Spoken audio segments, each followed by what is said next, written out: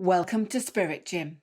What if everything we've been taught about the heart is only just scratching the surface? What if your heart isn't just a pump, but a powerful, intelligent system, a multidimensional bridge to your soul, your intuition, and even your destiny? Today, Paul is talking with Dr. Rollin McCraty, the Director of Research at the HeartMath Institute, an organization whose groundbreaking science has radically shifted the way we understand emotion, coherence, and consciousness itself.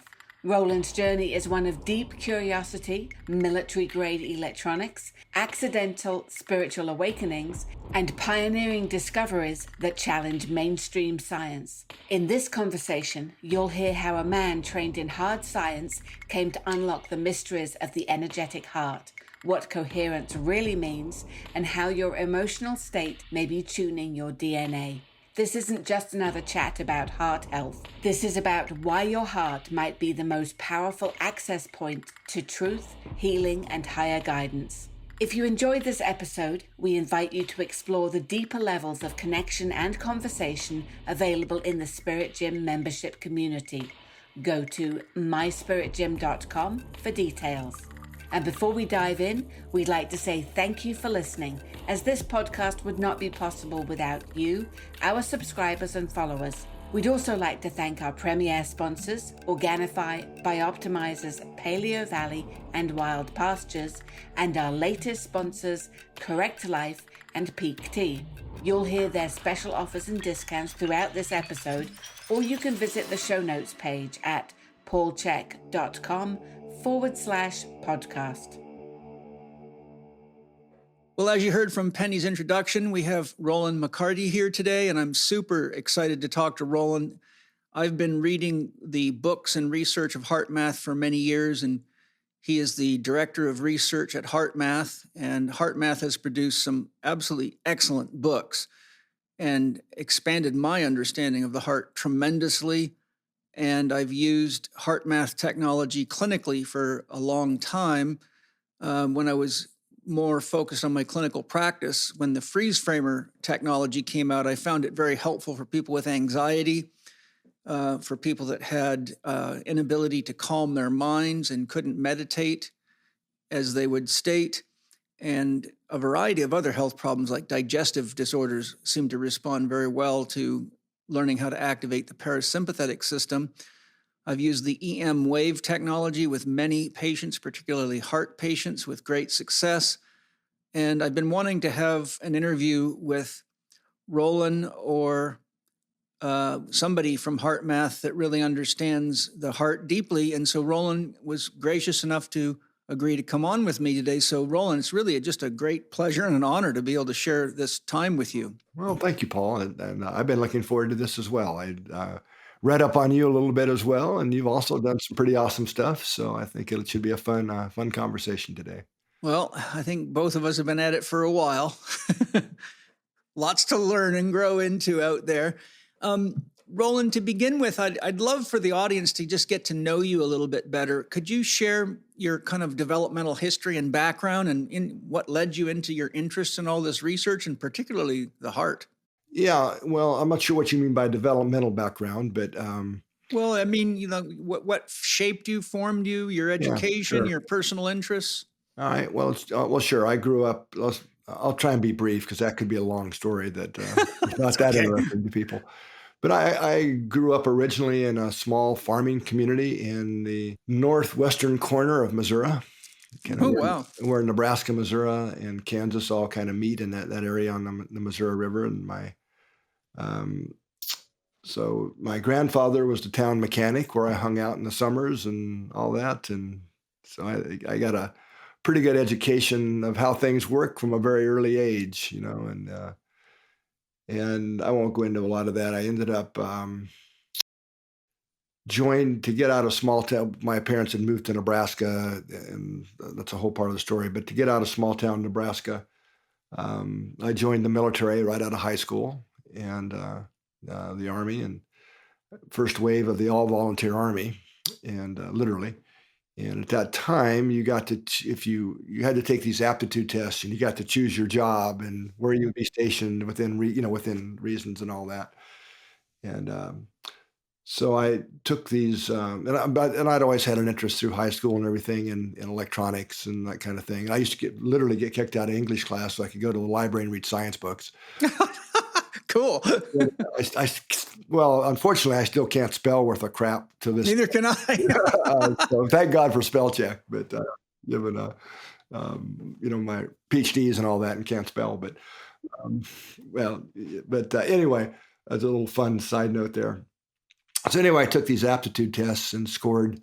The recruiters told me in like the top percent of the top, of that you could on the. So I got the way I chose my job in the Army is I went down and said, "What's the longest school in electronics that you have?" That's exactly what I did. That's so hilarious that you're saying that. Yeah, and I also maxed out the electrical and the mechanical and said, I had a guy I was working for that was a pilot in Vietnam, and he said, if you're going to join the military, he said, ask them for the longest school you can get, because then the more money they invest in you, the more you're worth when you get out of the military. So I became a paratrooper and I repaired weapon systems on Cobra helicopters. Okay, well, we're not too far apart. So anyway, I had no idea what it was. There's MOS numbers and things that they call them back then, right?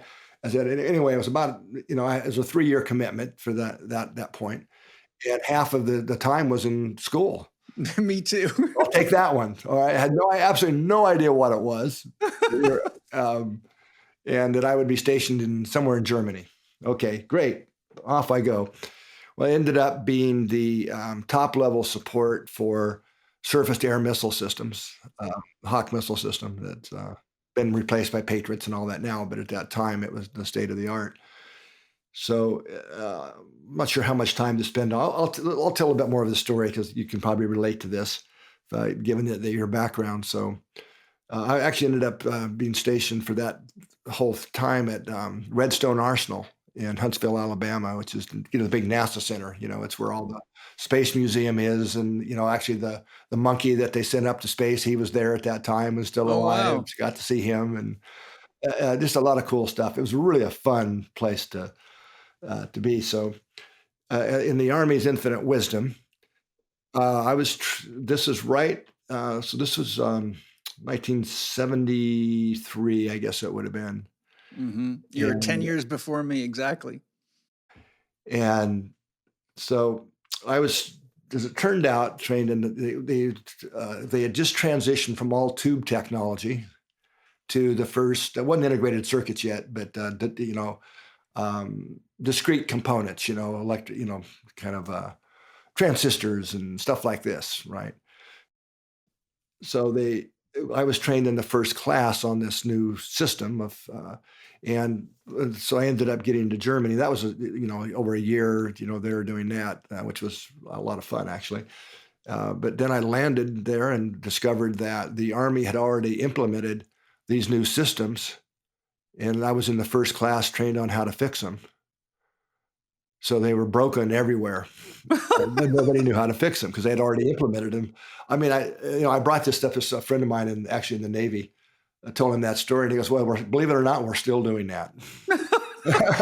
It's funny you say that, because right when I graduated out of electronics school in the Army and went to my unit, they were transitioning from standard wires to fiber optics because it would cut the weight of a Cobra helicopter down by over 500 pounds. Okay, well, yeah. So yeah, if you were 10 years behind, after me, that would have made sense. But so anyway, I ended up, and the guy I'm going, wait, God, I've never told this story publicly before. Well, I'm glad you're telling. It's great. So out of my class, I don't know, there were probably 15 somewhere in there. About 2 of us actually really understood it and knew how to fix anything. I mean, we're out of high school, right, learning this stuff. But given the background I had, my long interest in all this, so I ended up getting a helicopter and pilot assigned to me to fly me around from missile site to missile site. Because we were top level support. We were the guys you called when they couldn't fix it on site, right? So we'd fix those things in there and go out. And so that, and this is right at the end of Vietnam. So I had a helicopter pilot who was right out of Vietnam who liked to mess with us. And yes. Show you how helicopters can fly sideways and things like that, you probably get, given your background. Yeah, they used to, what they would do when we were in jump training, we had to jump out of helicopters, and the pilots too, a lot of them were from Vietnam, and they would be flying along. All of a sudden they'd turn the helicopter really hard and scare the hell out of guys. But one day they were a little too aggressive, and one of the guys fell out of the Oh helicopter, no, yeah. having to deploy the parachute right over a freaking highway. Oh my And so God. that caused a shitstorm. But yes, so I'm very familiar with what they like to do. Yes. So anyway, that was that era. And then after I got back, I used my GI benefits and went and got a degree at the University of Nebraska, and then went to work for Motorola. It's kind of a same job. I was the guy that went out and fixed stuff that they couldn't locally. Kind of a top level communication engineering guy. And anyway, that's a long story. And then through that period, I think I came into the planet with a deep curiosity and sense of adventure. Would be the two kind of qualities that I had from early childhood. And I always had this curiosity, Paul, about what is an electromagnetic field or a magnetic field, or what is this gravity thing anyway? Really, And professors and stuff would always, well, here's the formula. No, I got that. Describes its behavior. I'm asking you, what is it? Yes. And I'll go away. I'm famous for getting in trouble for asking those questions. Yeah, well, me too. But, because nobody really knew. We still don't really know the answer to some of those things from my perspective. But yeah, I agree. And then I ran across a book. I'm still in my early 20s at this point, and ran across a book in the University of Nebraska bookstore that was talking about consciousness and some of these things I'd never heard of at this point, and started to say, this makes sense, and there's which led me to studying radionics and some of this type of thing. It started to get into some of the deeper, at least perspectives on what these things could be. So I loaded up my toolboxes, and I could get a job anywhere in the world at this point, and I moved to California to get a degree in consciousness studies. Before if I could quickly ask you, with your interests in the time period you're talking, did you ever come across Stalking the Wild Pendulum by Itzhak Bentov? Oh, I read that. I consumed that, and I actually ended up meeting him, Bentov, wasn't it? Yeah, Bentov. At some conference here, years, probably 30 years ago. I read all of his books, and I bought a 5-video set back in the day on VHS tape with him and his wife after he died in 95 in a plane crash in Chicago.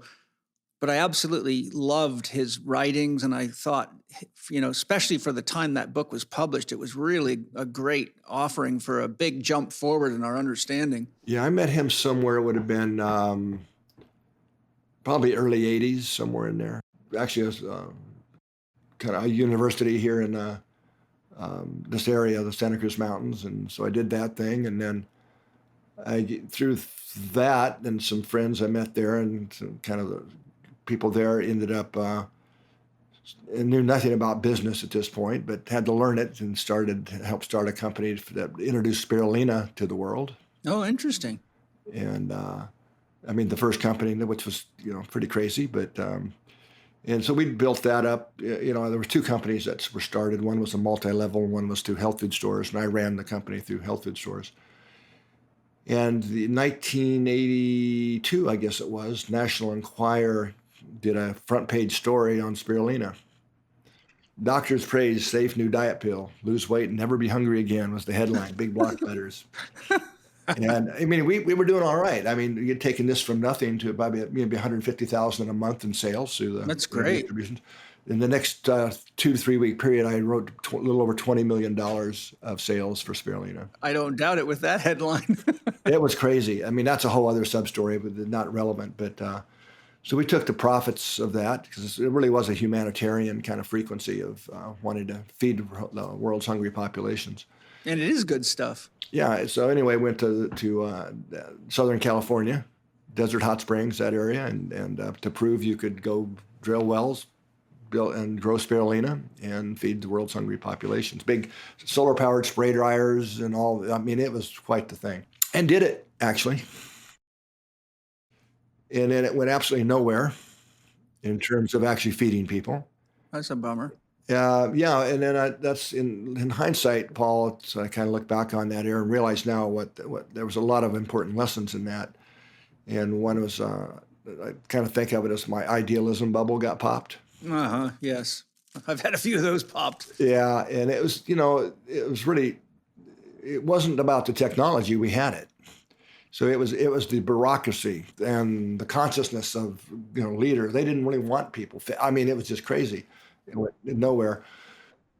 Yeah, in a way. So I said, well, I can. It's clear now. At the time, it wasn't. It was a little more confusing. But meanwhile, I had a degree in consciousness studies, right? So thought I knew something, but no, I've learned I didn't know shit. I don't know if I can use that language or not. You can speak however you want.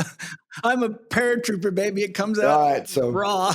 So anyway, I said, I'm going to go heck with this humanitarian nonsense. I'm going to go make money again. So I started a company with a friend of mine, and electrostatics was the field. And so that company grew pretty rapidly. I mean, we literally started in a garage, and I think in our third year, we were doing 15 million a year. Wow. Like what were you producing? Well, it was, that's a whole other story, but we were getting rid of static electricity out of large manufacturing environments. Oh, okay, because that's important for sure. Yeah, I mean, just for the listeners, that may sound what? So this is, computer chips and integrated circuits. Just to give you an example, when we shake hands or touch a doorknob and we feel that static shock, it's about 3,500 volts for the human threshold to feel that. And it only takes about 50 volts to blow up a computer chip. Right. It also can disrupt the calibration on electrical instruments, can it? Yeah, there's all kinds of reasons. I mean, our company ended up dealing with printing presses, all kinds. It's a big problem all over the place. We even developed a system for the lotto balls, where all the balls get blown around. Well, they get static and they stick together. So we were doing stuff for all kinds of crazy places. I ended up being at in very high tech labs where the static is a problem. It's quite a genius idea. I gotta say, almost namaste to you, Rollin, because that's good inventions are not easy to come up with. Yeah. So, but anyway, that was a really fun era. Don't get me wrong. I mean. We had offices in Hong Kong and Singapore, and where a lot of disk manufacturing was going on. Seagate and Intel were all big customers of ours, and so on.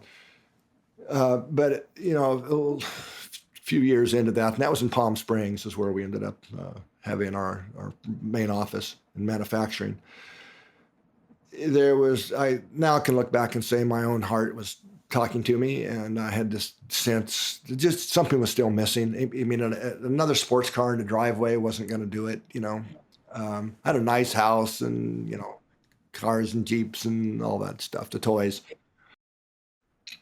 And that's when I met Doc Childre, who's the founder of HeartMath, through some mutual friends, actually from the Spirulina days, and I kind of heard about him and thought, a friend said, hey, you're going to like this guy. You need to meet this character. And so he was on the East Coast back then. And so I had to be back there for some business anyway, and said, I'll go meet this guy, it's been an hour or two, and then go catch my flight and come home. And 3 days later, I finally left.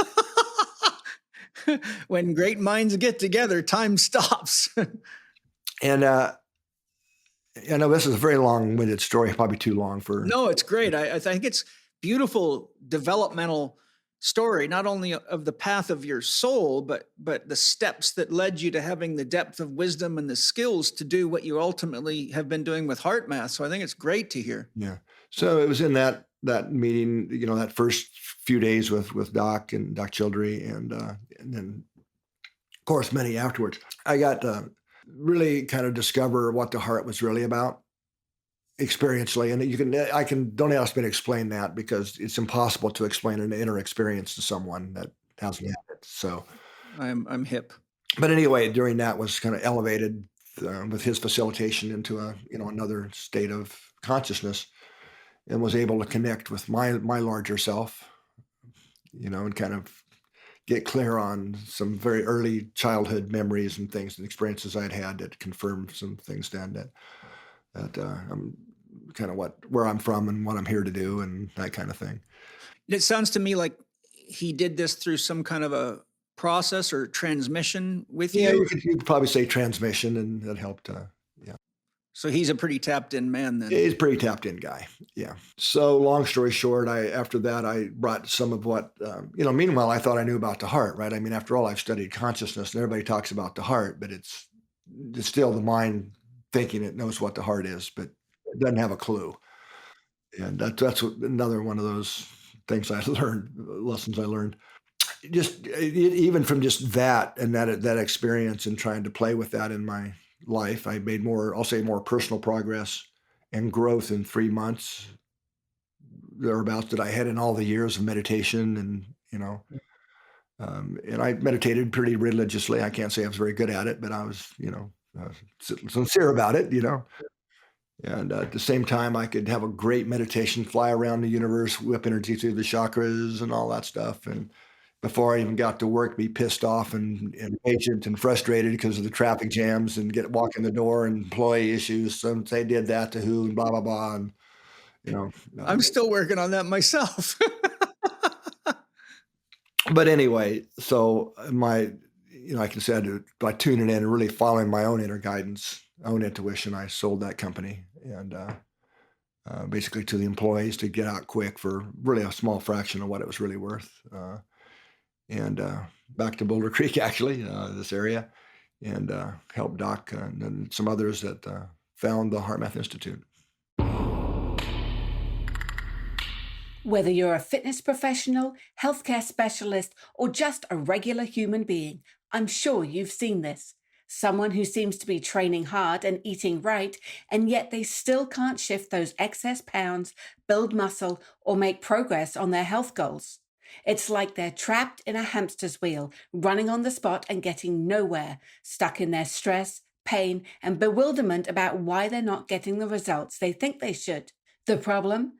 Most people are only considering one or two aspects of health and wellness, and yet the human body is a complex system of systems.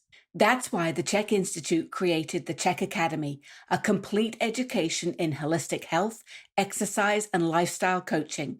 If you're ready to make the leap into a new career, or perhaps seeking more advanced skills to enhance your current work, the Chek Academy is the path. In year 1, you'll go deep into holistic lifestyle coaching level 1, integrated movement science level 1, our new scientific core conditioning course, and much more, learning how to really help yourself and others thrive. You can study from your own home or join the Chek faculty at locations around the world for a combination of online and in-person courses. Enrollment is open now, but spaces are limited and the spots do fill up quickly. Head to chek.group/Chek Academy and submit your application before September the 30th. That's chek.group/CHEK Academy. That's been quite a while now. How many years have you been there at HeartMath? I moved back up here and started this journey in 1987. Right, yeah. I got out of the Army in 86, so I have a sense that was how long that's been. How would you say all this result? What would you describe as the spiritual philosophy that practices and working with the heart and the breakthroughs that you had have shaped in you now? I would imagine that intellectual concept of the heart went through an as obvious transformation as you've described. So how did your thoughts, feelings, and beliefs or ideas of spirituality or religion or God go through a transformation, and where does that leave you today? Yeah, well, it's definitely been a series of transformations. Let me dial back then. This is something else I think maybe once I talked about publicly a few years ago, not a lot, to my earliest childhood memory. It's relevant to your question. If you think back to what's the first memory that you have as a small child that you can remember, mine's pretty vivid. And I don't remember exactly how old I was, maybe around 3, right? So this is a small farming community in Missouri, right? And so, of course, the thing you do is you bring your kids to church on Sunday. And for us, it was a Methodist church. And So I'm sitting on no air conditioning, of course. This is, what would have been, 50s. And so here I am, my little feet hanging off this hard wooden pew, kind of swinging, looking around. And the preacher was doing some type of, I don't remember the exact content, but vengeful God. Right. Mm-hmm. And now looking back, I understand what happened. At the time, I didn't have a clue. But so my larger self did it kind of downloaded into me in that moment.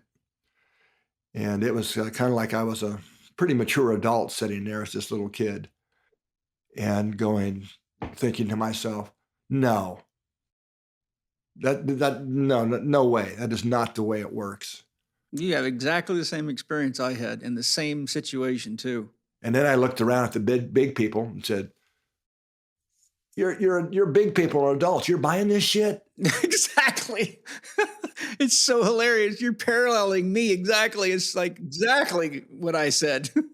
No, I mean, these were, and then there was a whole lot more download that came with that about, I was here on a mission and blah, blah, blah, blah, blah. And then went back to being a little kid, right? But that after that, I thought, tooth and nail, do not drag me back to this church thing. And my parents didn't have a clue. They didn't understand. And to make it worse, my father was the deacon, in the church. He stood in for the, it took me a couple of years, but I finally won that battle.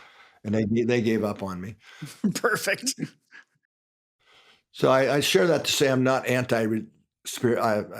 So my path became more one of spirituality than religion. I just couldn't buy the dogma and the very deep knowingness that's not a vengeful God and hell and brimstone and all that. So these days I would say if you want to play heaven and hell have the same address.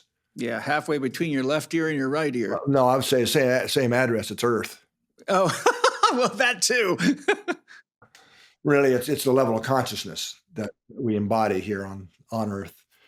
And so anyway, that experience kind of literally kept me out of marriages and settling down with a white picket fence because I knew I was on a mission, and it wasn't that same time period when I told you about meeting Doc in that 3 days that when I had that experience, that all became clear as to why I'd had that early childhood experience and a couple others along the way that just, that was real. And boom, then I knew what that mission was. Where does that leave you today? How would you describe philosophy, spiritual philosophy, or your relationship with whatever source is to you?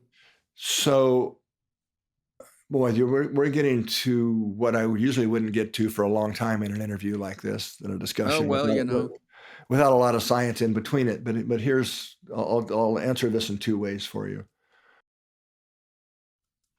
That we are multidimensional beings that I'm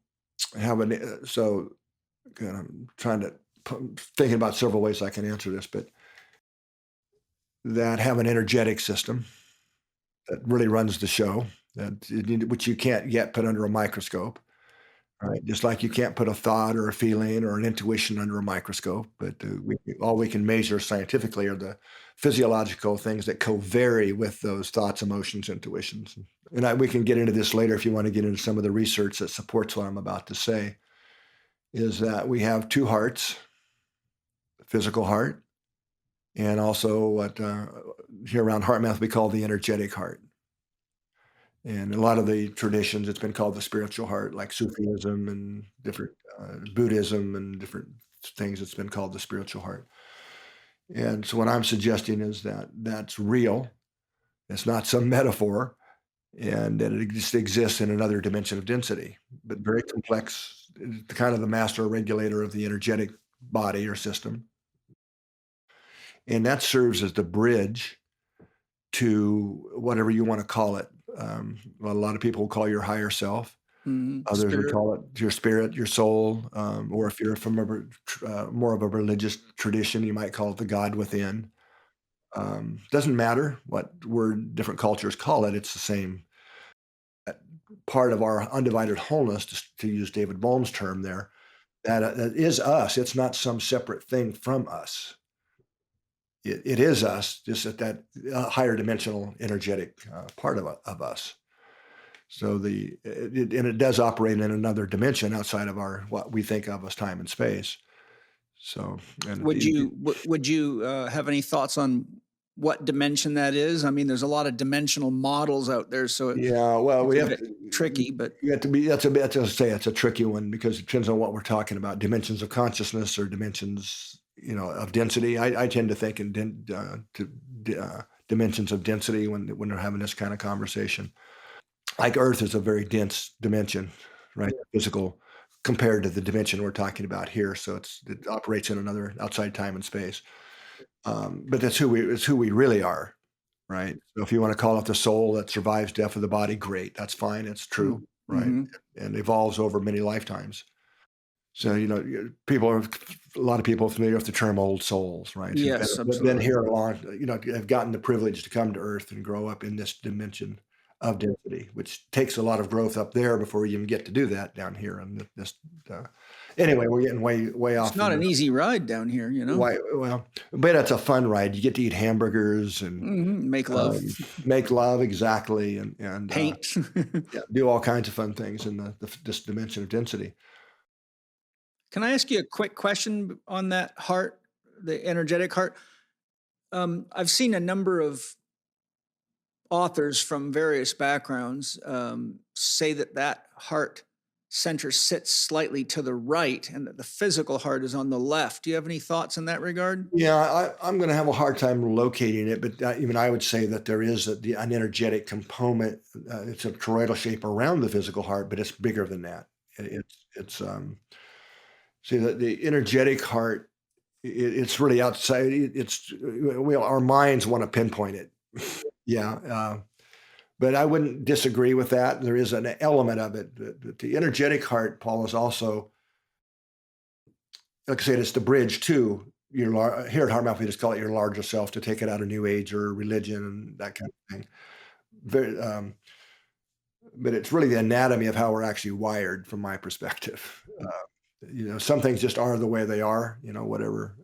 And I way know that a lot of people are not going to agree with what I say. They're going to say, well, it's the brain. That's the bridge to. My listeners are pretty deeply spiritual and my podcast is famous for being quite deep and spiritual. So you can be as comfortable with whatever you want to share. I do know that what I'm saying isn't going to jive with a lot of people in the scientific community or even consciousness community. Well, but that's what's more important than that is what we know is our own inner truth, don't you think? Yeah. Well, right. And I'd say, have I proved everything I just said? No, but I'd say I'd challenge anybody to prove it's not that way. Yes, there you go. Because I think they'd have a really hard time proving it's not that way.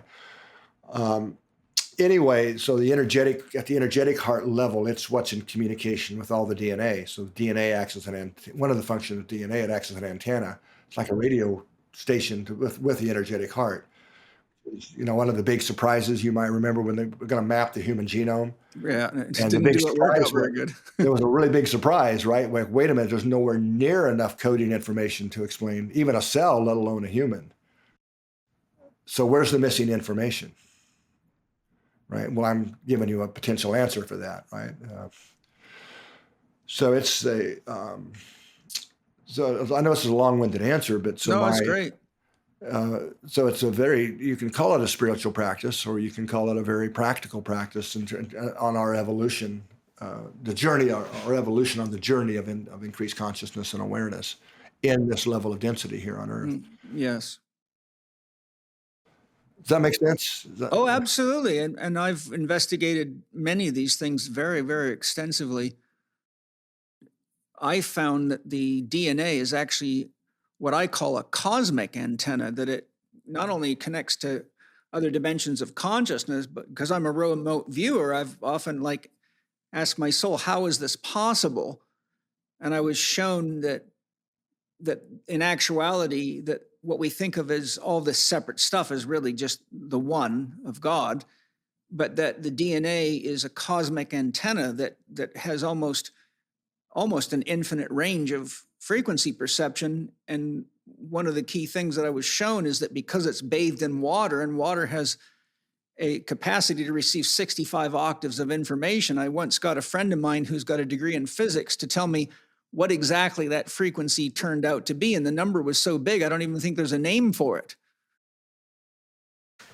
Yeah, well, it sounds like May Wan Ho's work, who was It was what I've studied May Wan Ho's work, and that was very instrumental in my research. yeah, May Wan Ho is a good friend of mine. She Oh, wrote is that about our, right?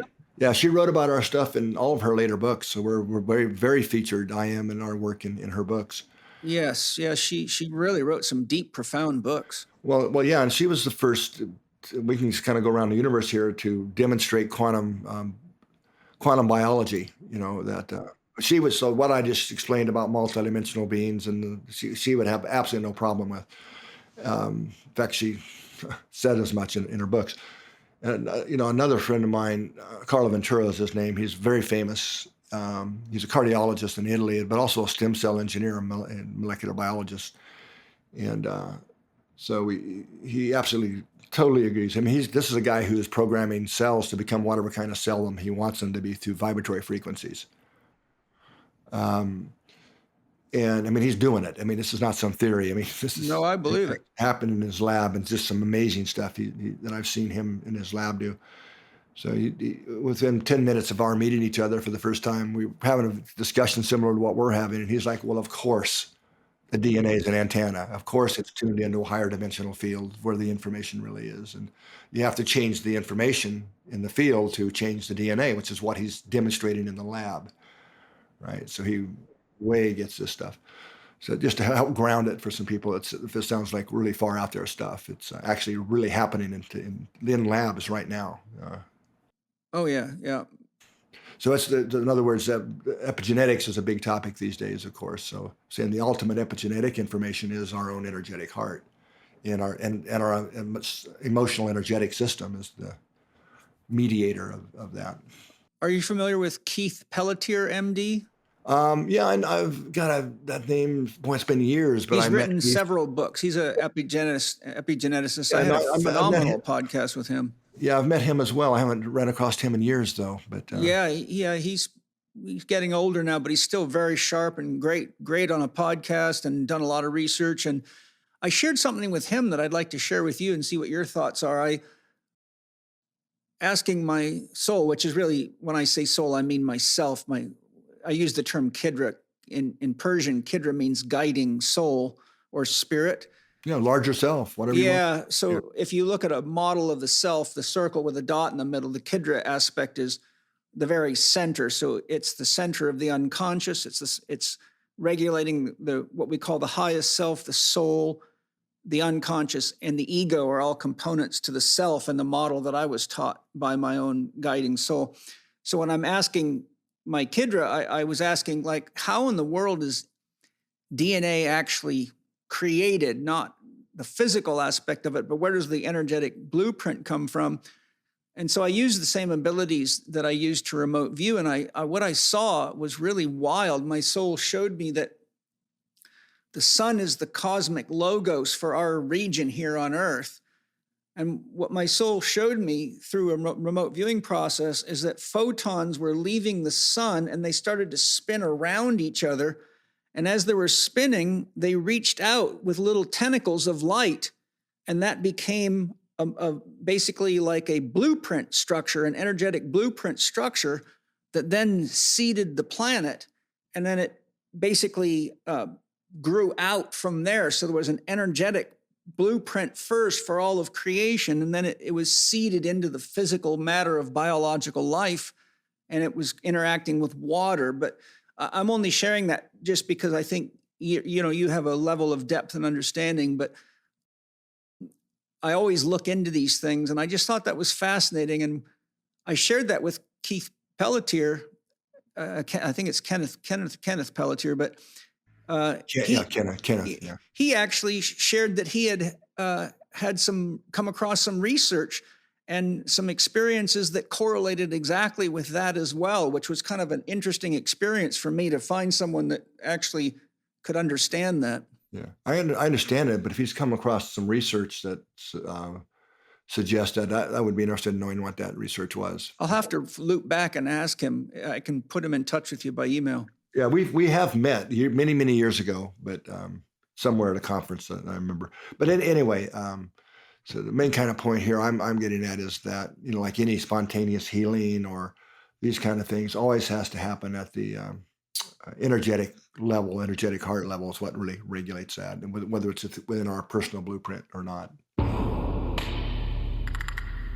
Hello, everybody. I sure hope you're enjoying the podcast as much as I am. I got something really cool to share with you. I think all of you know I'm not a biohacking type guy at all. I'm a bioharmonizer. Not too long ago, my buddy Aubrey Marcus turned me on to something really cool called Correct Fuel, and it's a great way to enhance your workout, support your metabolism, and just get more out of everything that you're doing.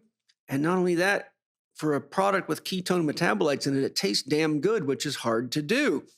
I'm super excited about it, and I really love knowing that I can take something that's good for me and good for my body and will help me lift bigger stones and have a better workout and show the young man how to do it. So, Aubrey, congratulations on such an amazing product. What would you like to share with the audience just so they know more about how it works and anything specific you think is important to share? Competitive athletics has been a part of my life since I was a kid. And there's certain things that we deplete ourselves of when we're sweating, when we're out in the sun. For me, it's pickleball or basketball or volleyball, beach volleyball. So I wanted to start with an electrolyte mix that I really felt captured the main electrolytes like you would get in a normal electrolyte packet: magnesium, potassium, calcium. Replenish your body with that. But I know that that's not enough. I wanted to have all of the trace minerals that come from sea salt. We actually took an extract called aquamin, which comes from the sea. So we're getting all of those trace minerals as well as those core electrolytes. And then adding those exogenous ketones, the GoBHB, that actually give you the ketone energy, which is the second fuel source for the body. So it increases your mental clarity and acuity, especially for, athletic sports where you're paying attention. That's super important to have that kind of mental clarity, as well as physical energy that you get. And to round this all out, we found an extract actually from, green beans that actually increases the body's ability to burn our own fat as fuel. So while this isn't designed for anything for weight loss, it's designed to maximize energy. But like, what if we could put all this together, make it taste great, and then allow people to actually push as hard as they want to push, whether that's athletically or whether that's just restoring your body after you've sweat through the night and lost. Or cleaning your house. Clean your damn house. Make your damn bed. Yeah. Well, I love it. It's awesome. And, I'm very shy, as you know, about anything biohack-like. And I really say you've done a great job with Correct Energy and Correct Fuel of bioharmonizing. So I tip my hat to you, brother. And for any of you that wants to try Correct Fuel, go to korrectlife.com/Spirit Gym. Get 15% off your first order. And while you're there, check out Correct Energy too. Aho, great spirit. Thanks, Aubrey. You're welcome.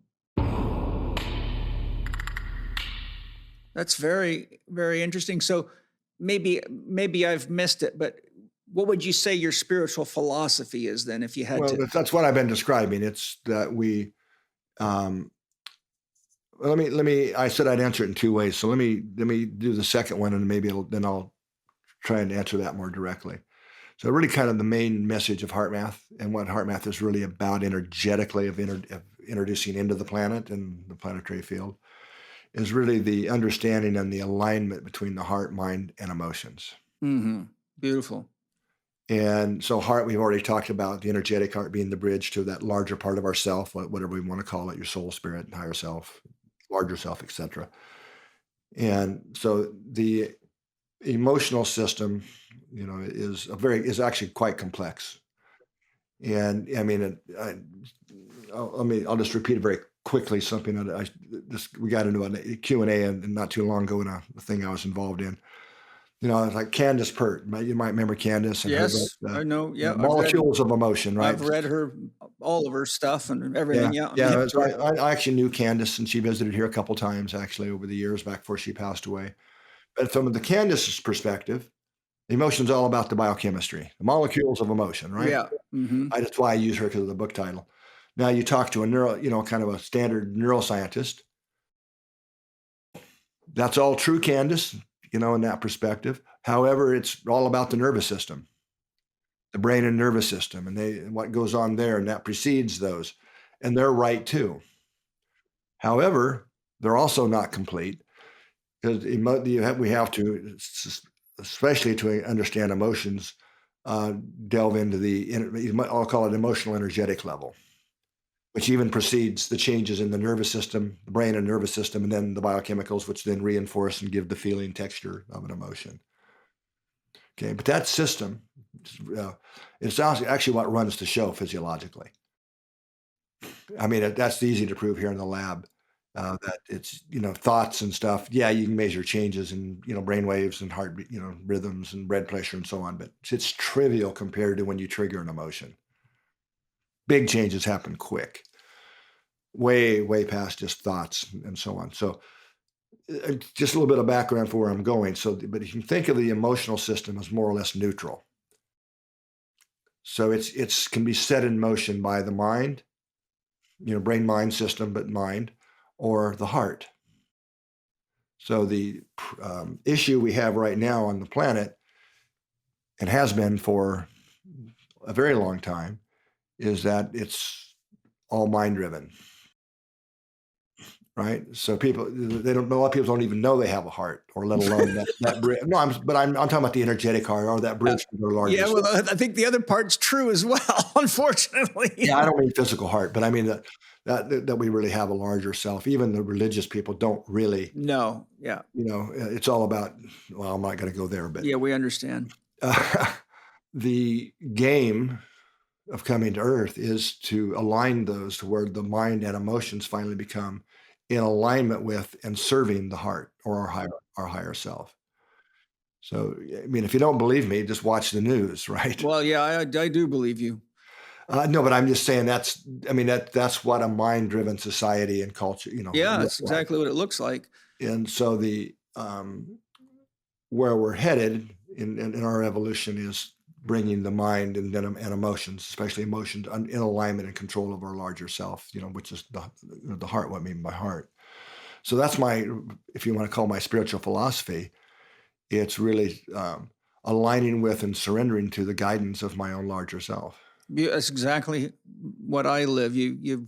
We're very, very parallel in our, discoveries that have led us to these understandings. Now, of course, you come from a very much more research-based. I've been being a therapist and helping people with every kind of terrible thing you can imagine for 41 years, so I've come at it a different way. One question you made me write a note on, what are your thoughts, and have you read Lisa Feldman Barrett's book, How Emotions Are Made? Oh, that sounds familiar. It's a very good book, and it shows a lot of the things that we have been taught are very wrong, and she shows you how the FBI and all the police systems for reading faces and emotions is very wrong, and it's a thorough, well-researched book. But it also opens the door to the issue of Chinese medicine, which I've studied quite a bit, and the assignment of emotions to the organs, which is based on the flow of elemental energies. They use, I'm sure you're aware of the elements of Chinese medicine, but I think all those are relevant too. Just curious of your thoughts from that perspective. Sure, and I wouldn't disagree with that. And we can also talk about the meridians and the acupuncture and all that. All true, but at a lower level than what I've been talking about. Yeah, subservient too. Yeah, at a less dense than the physical that we touched, but still in a more dense dimension than what I've been really talking about. Yeah, very, very interesting. I'll tell you what, if the podcast ended right now, I would have really been nourished just by asking you these questions and you sharing those answers, because I think for me, it's one thing to hear a bunch of research. I've got a library full of it. I got over 5,000 books right through the door over there, and I've read most of them. It's another thing to actually connect to a person and their journey and see how you came about the research, doing research, and also through your own experience. I mean, to me, that, when I talk to you, I get the feeling that I'm talking to David Bohm, or somebody who was as spiritual as he was scientific, and there are very many men like that or women like that on the planet anymore. So I'm grateful to know that there's someone with your level of scientific skill that also has that level of spiritual. understanding, or we can easily get very lost in science. Yeah, no, that's true. Thank you for saying that. You know, your comment. I never got to meet David Bohm. He had passed away not too long before a conference that we held here many years ago Oh, now. wow. And when I've been very fortunate, Paul, to have some just awesome mentors. Yeah, yes, you have. Of course, Doc Childre being the I'll say spiritual one by far, but also scientific mentors. And a lot of names that you'd recognize have been drawn to our work and hung out here and been really good friends over the years. So we had a conference here. You'd probably appreciate this. I'll tell you a little bit of the story. It's worth the time, I think. So one of the guys that spent a lot of time here that got drawn to our work early on, that's another part of the story why, is a guy named Carl Prebrum. Oh, yes, of course. So Carl was a very good friend and mentor. And he spent a couple of weeks every year here. He would disappear into the Santa Cruz Mountains. Nobody knew where he was when he was here. But anyway, he organized a conference that we held here that brought together the pundits of that time. And the question of the conference, this isn't the main part of the story I want to tell you, though. It was, are quantum processes involved in brain function? Okay, those that thought it did and those that thought it didn't. So we had Roger Penrose was here. You've had all the big boys. Well, Basil Hiley, which of course was David Bohm's primary research partner. Oh, I didn't know that. Yeah, Basil Hiley. And so he was here, and a whole bunch more like that. And the reason that you mentioned David Bohm was why I'm sharing this with you. It was really interesting conference. Well, first of all, we had the camp that, I'll go ahead and tell this. So my role, who am I? I'm this little research director of this little nonprofit, right? So, so I was to call time out when I felt like they weren't listening to each other. But no, then we set this up front and then shared it. That'd be my role, and we would kind of mediate that. The thing that amazed me, you'll appreciate this story, was the guys who didn't think that quantum processes were involved in brain function. What emerged over this 3-day meeting was that they had never bothered to read any of the other people's work. They had never read their work, but were coming out like big experts about how crazy they were and the nonsense of what they were saying. Mm-hmm. And it just went on repeatedly. Oh, you mean you're saying this, this, and this? Yeah. Oh, well, I don't have any problem with that. Mm-hmm. I mean, the arrogance is one of the things of this, especially the camp that thought everybody else was crazy, right? Yes, of course, always. Yeah, but I mean, that was a wake up. This is quite a few years ago now. Roger Penrose, everybody knows who Roger is. He's a pretty guy now, also getting older, but kind of at the very first thing off the top, the first thing goes, well, it's probably good to keep in mind that quantum physics was invented to explain chemistry. Interesting, yeah. Like, duh, how can it not be involved in? Yeah, like crystal formation, for example. Yeah, but anyway, it was kind of but the point of this, the reason I wanted to I'm bringing that I hadn't thought about this in a long time, but your comment intuitively brought it up for me, was that, in the night, sitting around having a beer around a campfire or whatever, we did some of that, like Roger and Basil and these guys. Of course we have a spirit. Of course it's this way. They have absolutely no problem with the discussion we're having today. Of course it's that way. It's the junior wannabe think they've learned something academically that they're so rigid. It's amazing the difference in that caliber of scientist. That always stuck with me. Let me tell you another story about it. If you don't mind me going on a roll. No, I love these stories. I think they're important for us to understand because people, science is getting to the point where people are scared to death of science, but they don't really get to hear this side of it, And they get so stuck in our paradigms, right? They do. That without even knowing what somebody else is really saying or understanding. Dr. Prebrum, Carl Prebrum, famous for a lot of things. He was one of the first neurosurgeons ever, first brain surgeons. Before we knew anything about the brain, he's just a fascinating guy to have known. And of course, he developed the holographic perception theories, the guy who mapped out the limbic system and named the frontal cortex, executive functions. I mean, it's on and on and on. He's just a legend.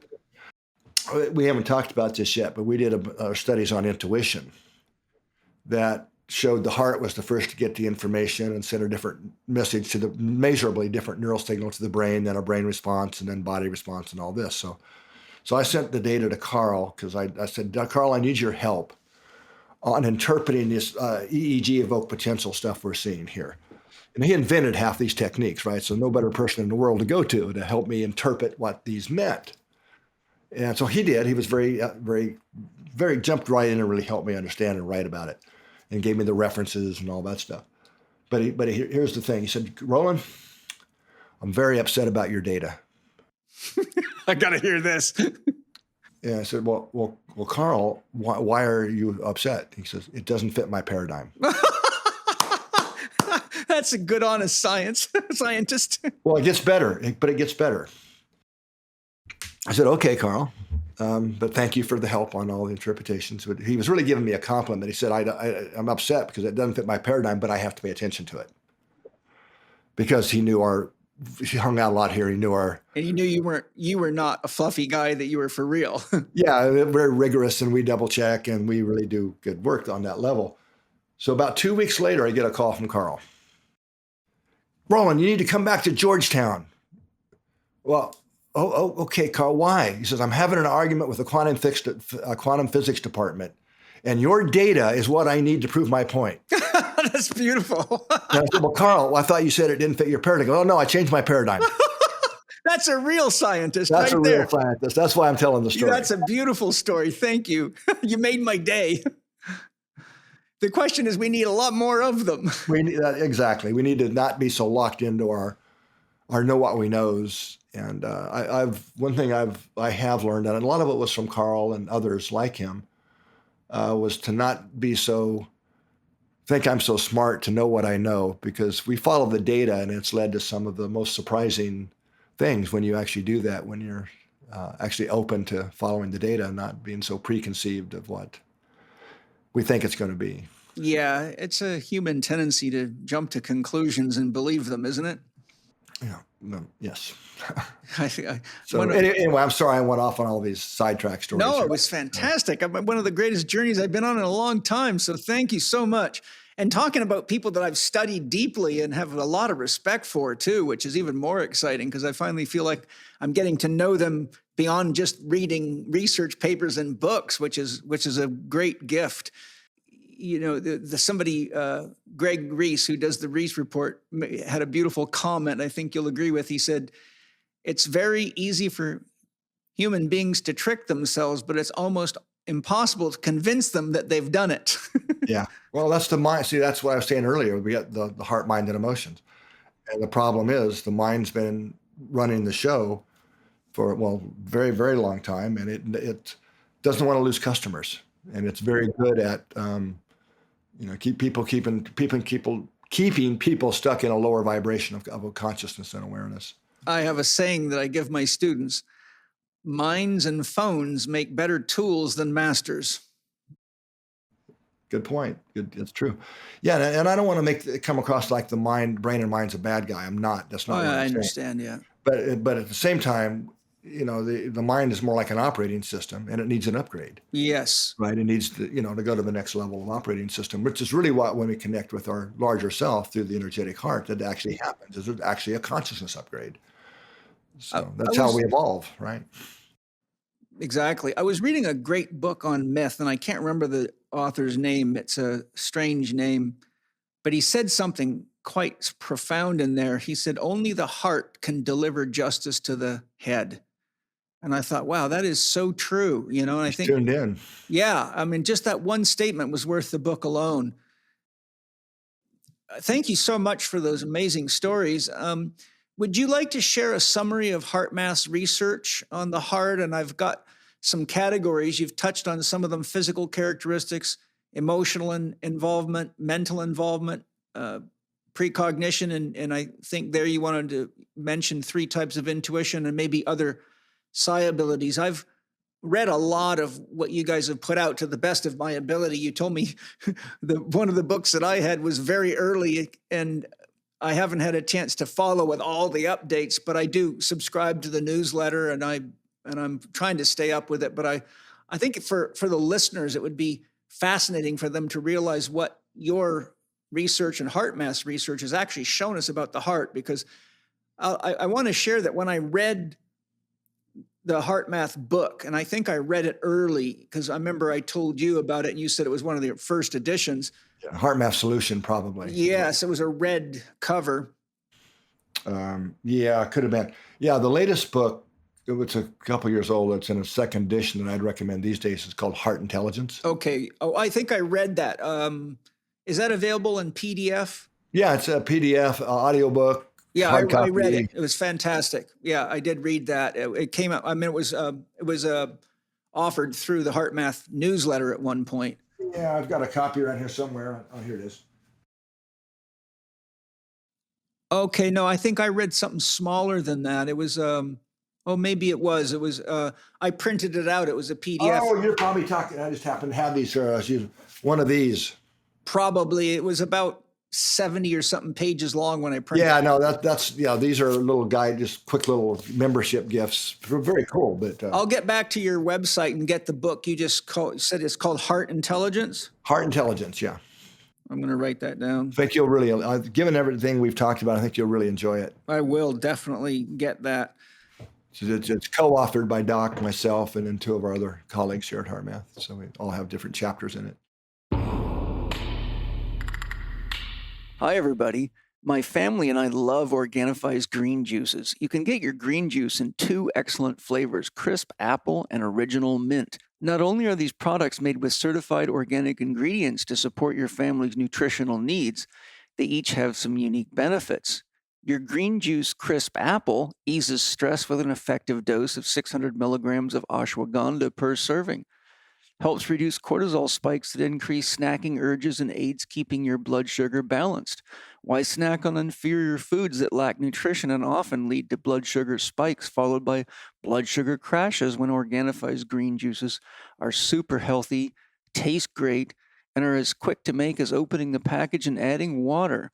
Your green juice crisp apple is made from fresh apples picked right off the branch and are packed with micronutrients to support your body's needs. Green Juice Original Mint contains ashwagandha, chlorella, and spirulina. Reset your body every morning with 11 detoxifying superfoods. You'll love the delicious taste, and your body will feel strong and stable with all the micronutrients in each serving. Green Juice Original Mint promotes balanced cortisol and stress levels, perfect for weight management, and helps rid the body of harmful toxins. Personally, I'm super grateful that Organifi makes such excellent, easy-to-use drinks and foods that keep us energized, healthy, and clean inside while decreasing the urge to crave on inferior snack foods. My kids love both flavors, and I love knowing that we can all be healthy together with Organifi's excellent crisp apple and original mint green juices. These products are excellent for work, on the road, sharing with friends, and anytime you need a nutritious boost that tastes good. To get your crisp apple and original mint green juices, go to Organifi.com/Chek20. That's Organifi.com/Chek20.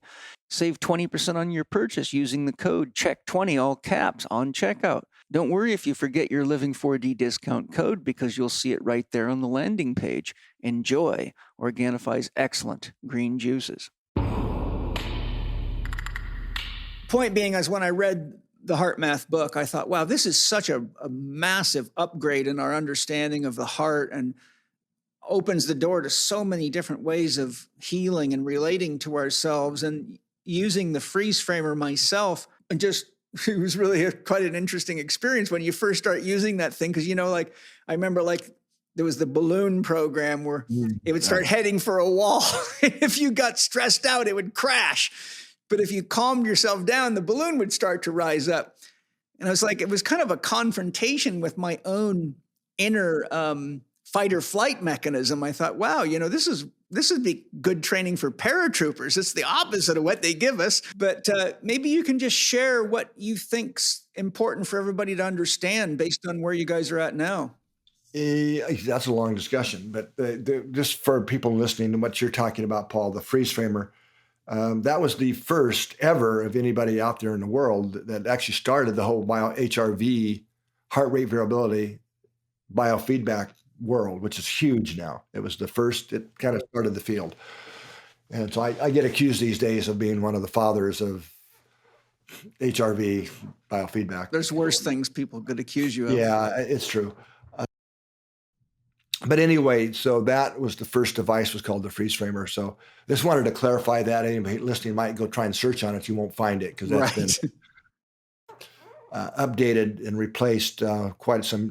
That shows how long you've been following us. I've been a while. That came out in 1999, I think. Yeah, well, I've been a therapist for 41 years. I'll be 64 in August, so I'm not as old as you are, but I'm not too far off as far as I've been in the field. I started in my profession at 22, so I've been at it for a long time. Yeah. No, I just didn't want people to go trying to find the freeze framer. No, well, you could probably find one in a used parts store somewhere. Maybe, but you can't even get a computer that'll work with it anymore. Right. I was running an IBM 386, I think. Yeah, it had serial port connectors and all that back then. Yeah. So, but anyway, it's now called the M-Wave Pro, is what that evolved into. And then there are a number of smartphone apps that's for most people that want to do home practice or use this for yourself, because the M-Wave Pro is really a professional HRV biofeedback system for therapists and clinicians like yourself working with your patients.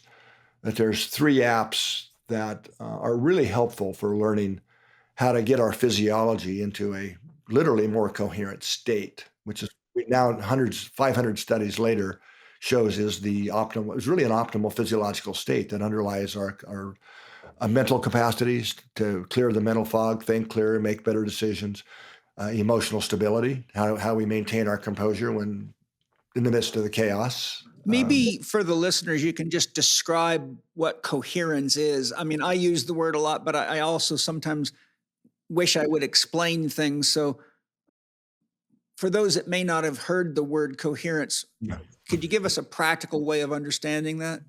Sure. That's a great question.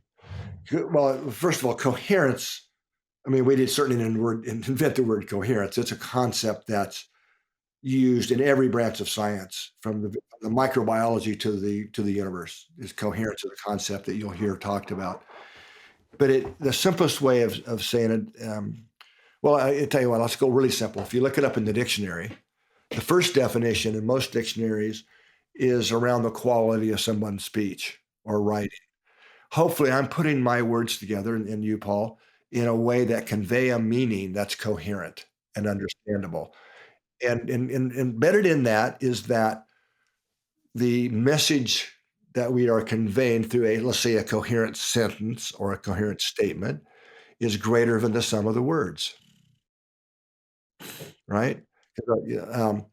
Now, if we had a little bit too much to drink and are uttering nonsense, you'd call us incoherent, right? When in a way, it's very similar to the way we use it in physics and science. But coherence in this context is usually used to describe correlated activity and function of the subparts of a complex system. How well is all the glands and organs and systems working together to sustain life functions?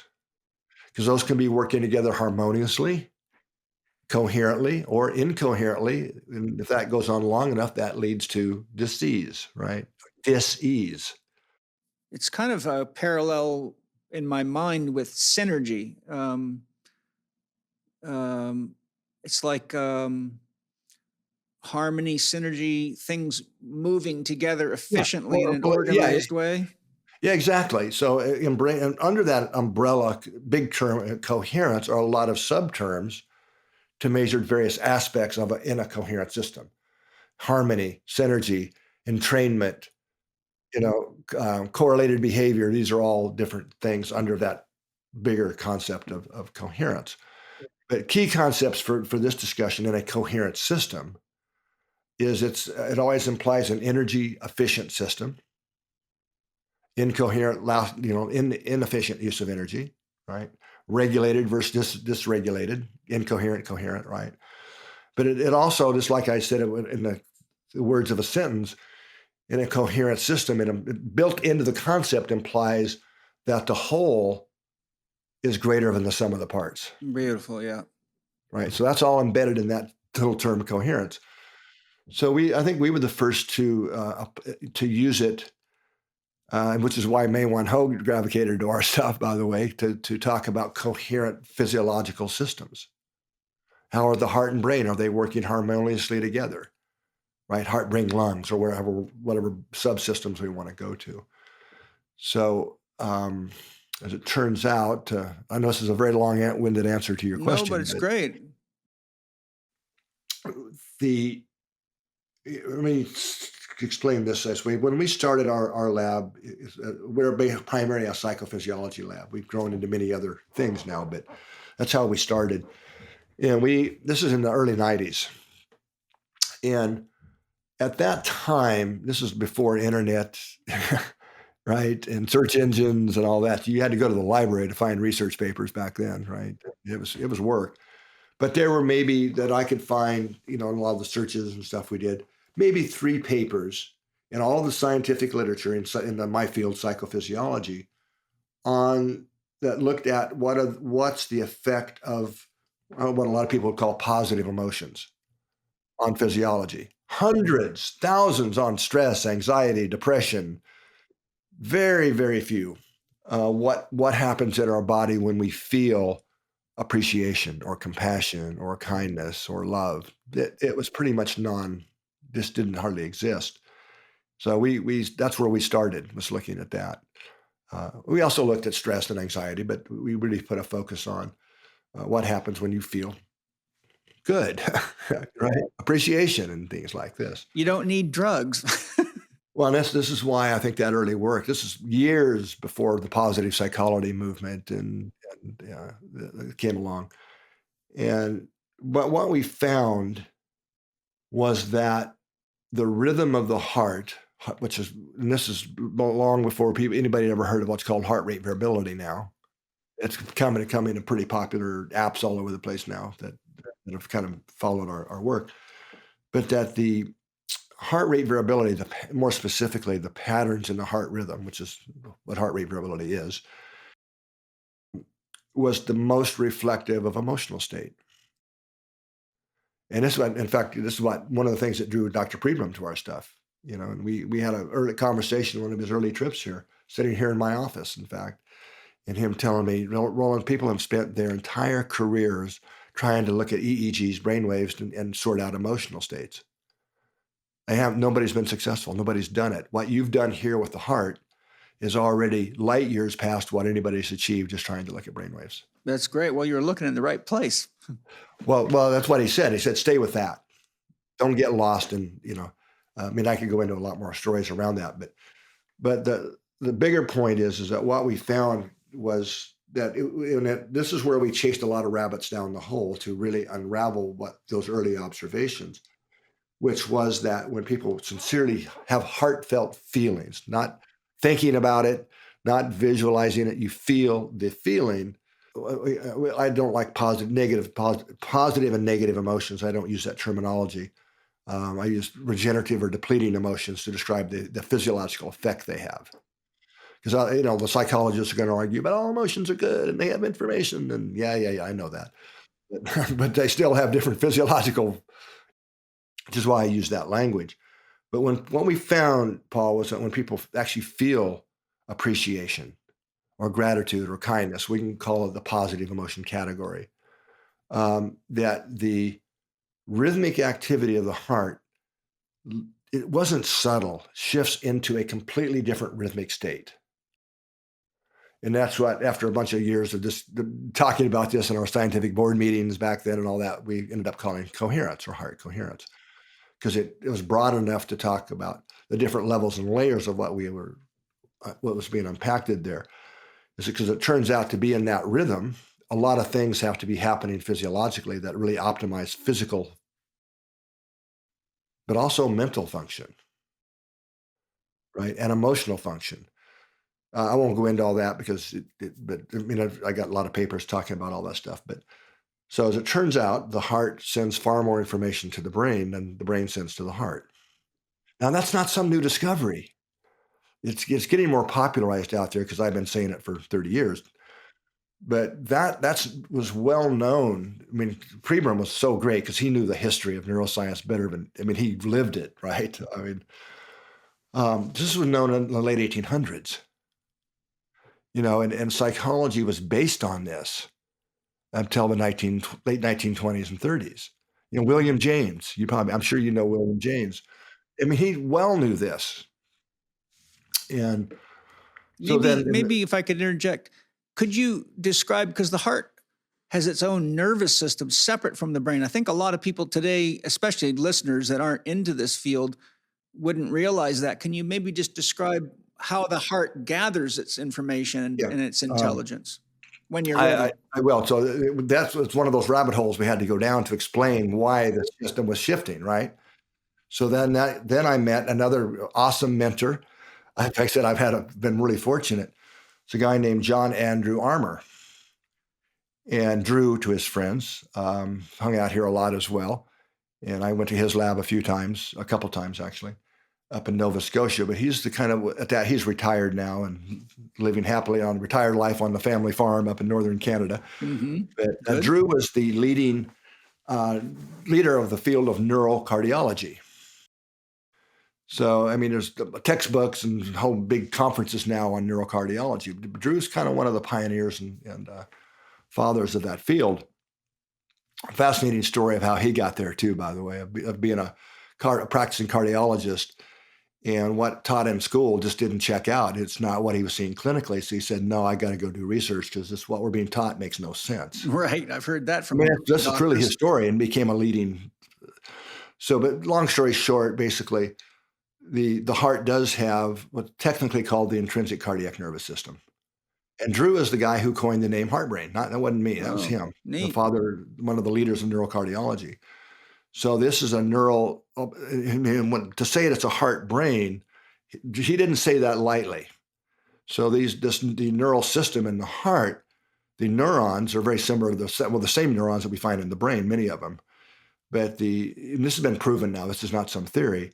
These neurons in the heart have long-term memory, short-term memory, neuroplasticity, neurogenesis. In the way they're functionally wired together, you can truly say it's its own functional brain. Now, here's I'm probably losing people here left and right. No, I think we're all good. Yeah. So when this, so much of what I learned. So Dr. Pribram was my go-to guy for the brain. Drew was my go-to guy for the autonomic nervous system and the heart brain and how the heart and brain are wired together and all that part, right? You'll probably appreciate this because it's relevant for a lot of reasons. So the textbooks show that, well, as I mentioned, the heart sends far more upstairs, right, than downstairs. So most people now these days are talking about the vagus nerve, right? So the vagus nerve, there's two of them, come down through the front of the body, longest nerve in the body, and it's not the biggest, but either way, it's got thousands of neural fibers in each of the two vagus nerves. Most people say 80%. I'm sorry, 90%. The conservative estimate is 80% of those neural fibers in the vagus nerves are afferent or ascending. Sensory, right? Well, no, they're ascending. They're going from body to brain. Okay, I thought they also, some physiology texts have that the vagus nerve is primarily sensory and not so much motor. Well, no, that is true. But what's feeding input into them are sensory neurons. Okay, but the vagus nerve are really the wires that are communicating from. Now, the majority of those afferent is the neuroscience term for meaning going to brain, from body to brain, are coming literally from the heart and cardiovascular system, by far dominant of any gland organ system in the body, way more than the gut and things like that. Okay, so the 10% that goes down to the body, if you go to the medical textbooks, they still show, even ones that are being printed today, that this is called the efferent or the descending neural pathways, go to the SA node in the heart and the cardiac tissues and so on. It's all wrong. Every single neural connection from the brain down to the heart connect into the intrinsic cardiac nervous system. So now this is important. It's like two brains talking to each other instead of the brain controlling the heart, is what you're saying. Yeah. Exactly. Now, within the heart, there's 40, 50,000, somewhere in that range of sensory neurons, the things you were talking about. So these are in two classes. One class are now called mechanosensitive neurons. They used to be called baroreceptors, meaning pressure, pressure. Right, yeah. But it's far more complex than that. They're not just pressure. There are pressure-sensitive neurons, but rhythm, rate, etc. And then, so out of those neurons, 80% of the sensory neurons in the heart are what are called chemosensitive neurons. pH and things like that. Well, yeah, but biochemistry, hormones, neurotransmitters. And this is where the neurocardiology work is fantastic, because if you look at put a microelectrode in, then this is what Drew and his lab was doing in beating hearts. They're putting electrodes in the nervous system and beating hearts and recording this stuff. Be hard to get subjects for that study. Well, usually in actually mostly dogs, but also in some human work where they were having to do heart operations anyway. You could do some of that. But the point is that one single neuron of a chemosensitive neuron, depending upon what the neurotransmitter or hormone was that you put into the blood flow, would change a specific output pattern. So you knew. So just one single neuron would give many, many, many different outputs depending upon what the chemical it was sensing was. So you can start to see this is a far more complex system than most people realize. Now when we look back in the research literature, especially starting around the 70s, a particular research group really started this kind of paradigm shift. They were a husband and wife team, the Lacey's, who actually used to work in Dr. Pribram's lab, as you might have imagined. It's a small world, right? They were actually literally writing phrases in their research papers before we knew all this neurocardiology stuff, that the heart acts like it has a mind of its own, right? Because at the time, when it all became about the brain in the 1930s and the body's just there to carry the head around, that was literally the way people were thinking at that time. We still do, a lot of them. Well, not most. That's kind of silly. No, I mean in the public. Yeah, well, yes, but what they were saying, where was I going with this?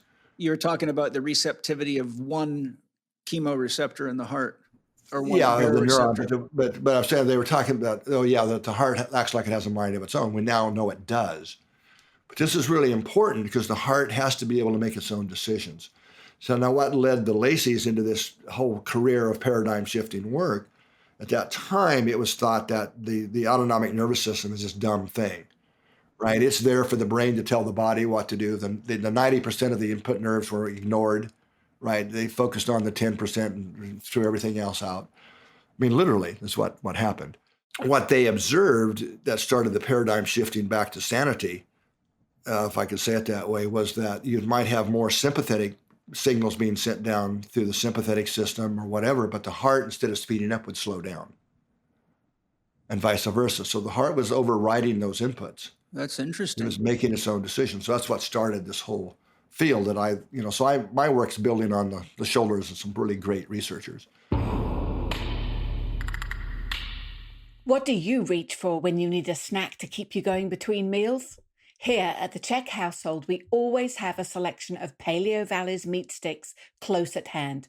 They are made from 100% grass-fed beef and venison or pasture-raised pork and chicken, and they contain organic spices to create flavors like buffalo-style chicken, jalapeno beef, and maple bacon pork. Paleo Valley's meat sticks are naturally fermented, so they are shelf-stable without the use of icky chemicals or questionable ingredients. Did you know that virtually all other similar snack stick products use GMO corn-based citric acid encapsulated in hydrogenated oils to process their products? Who wants to be eating that? Paleo Valley's meat sticks taste amazing and are good for you too, packed with protein and also gut-friendly probiotics created by the fermentation process. Paleo Valley sources from USA family farmers focused on using regenerative farming practices. This type of farming helps produce more nutrient-dense, nourishing meat while supporting the local ecosystem by helping rebuild topsoil, improve biodiversity, and sequester carbon while avoiding the use of chemicals and pesticides. So if you're looking for a snack that is good for you, good for the environment, and good for your budget, go to paleovalley.com/Chek15 and get 15% off your order of Paleo Valley meat sticks. That's paleovalley.com/CHEK15 for a 15% savings. Snack and be happy. Which also lends itself very deeply to a lot of spiritual practice, especially heart-oriented practices. I have a daily practice of, I'll share it real quick because it's relevant to our topic here, is I practice just breathing unconditional love in through my heart. And then I in my mind, as I inhale, I say, thank you for God's healing love. I imagine it's entering through my heart as the center, but my whole being.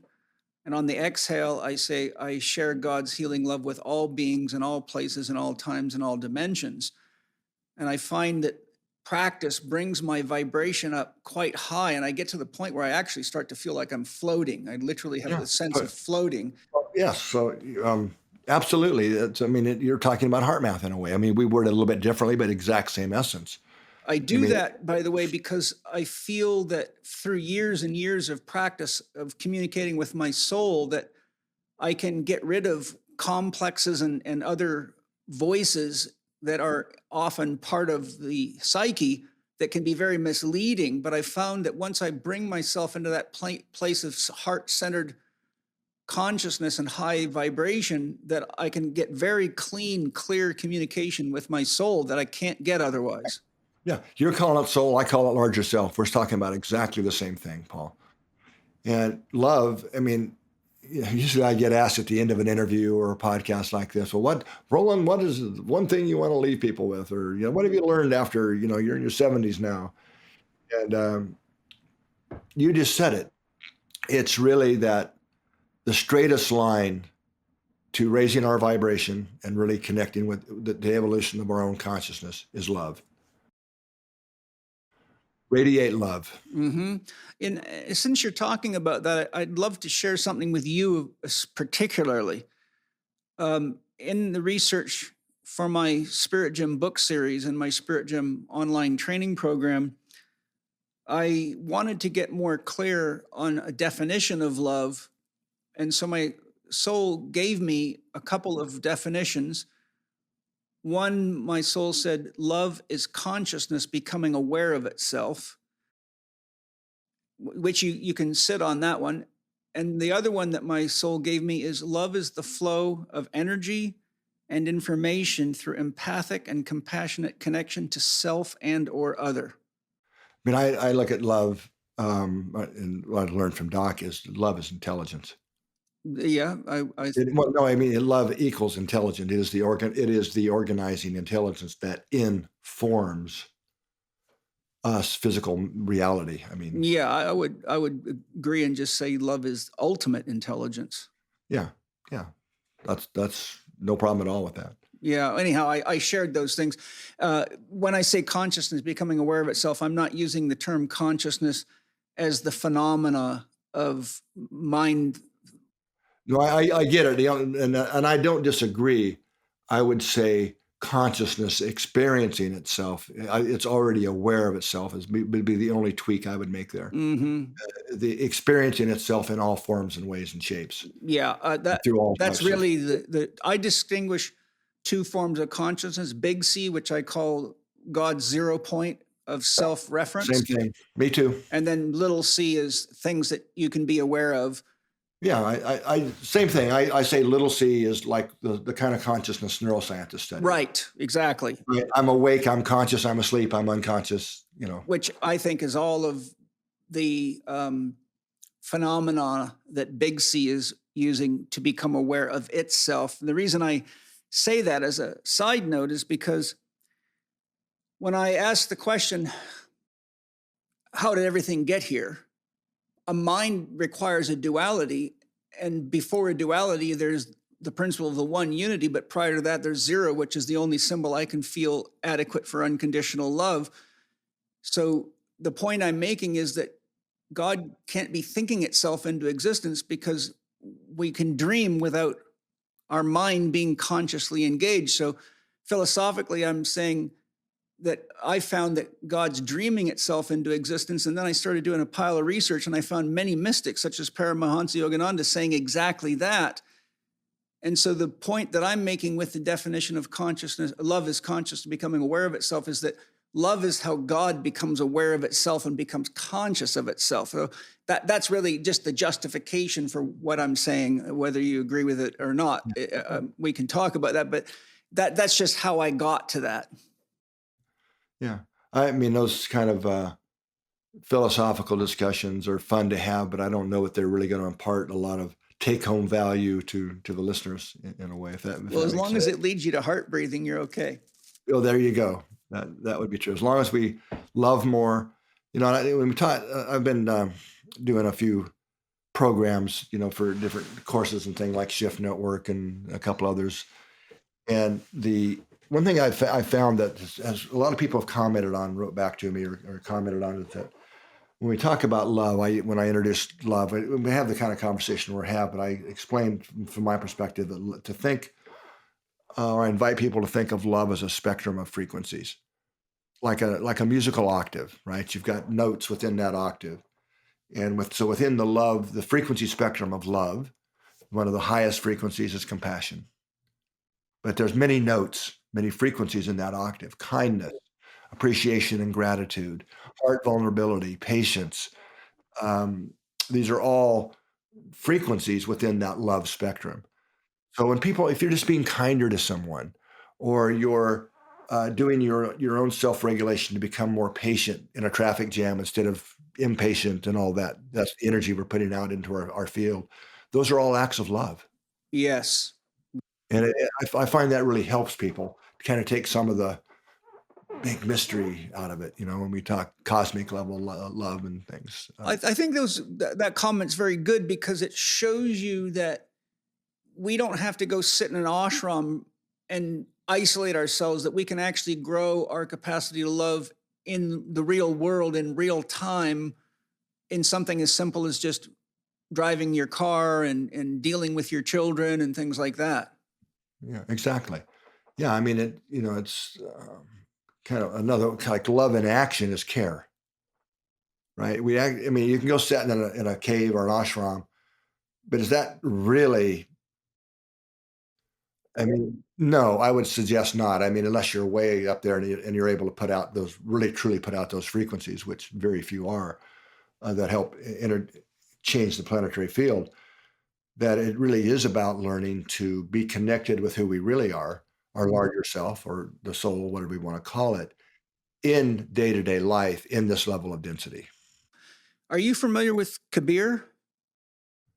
Boy, the name is familiar, but I can't put a face or a concept. Kabir was, I believe he was alive in the 1500s. He was born to a Muslim.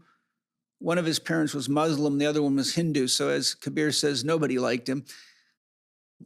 But Kabir was a very, very powerful mystic.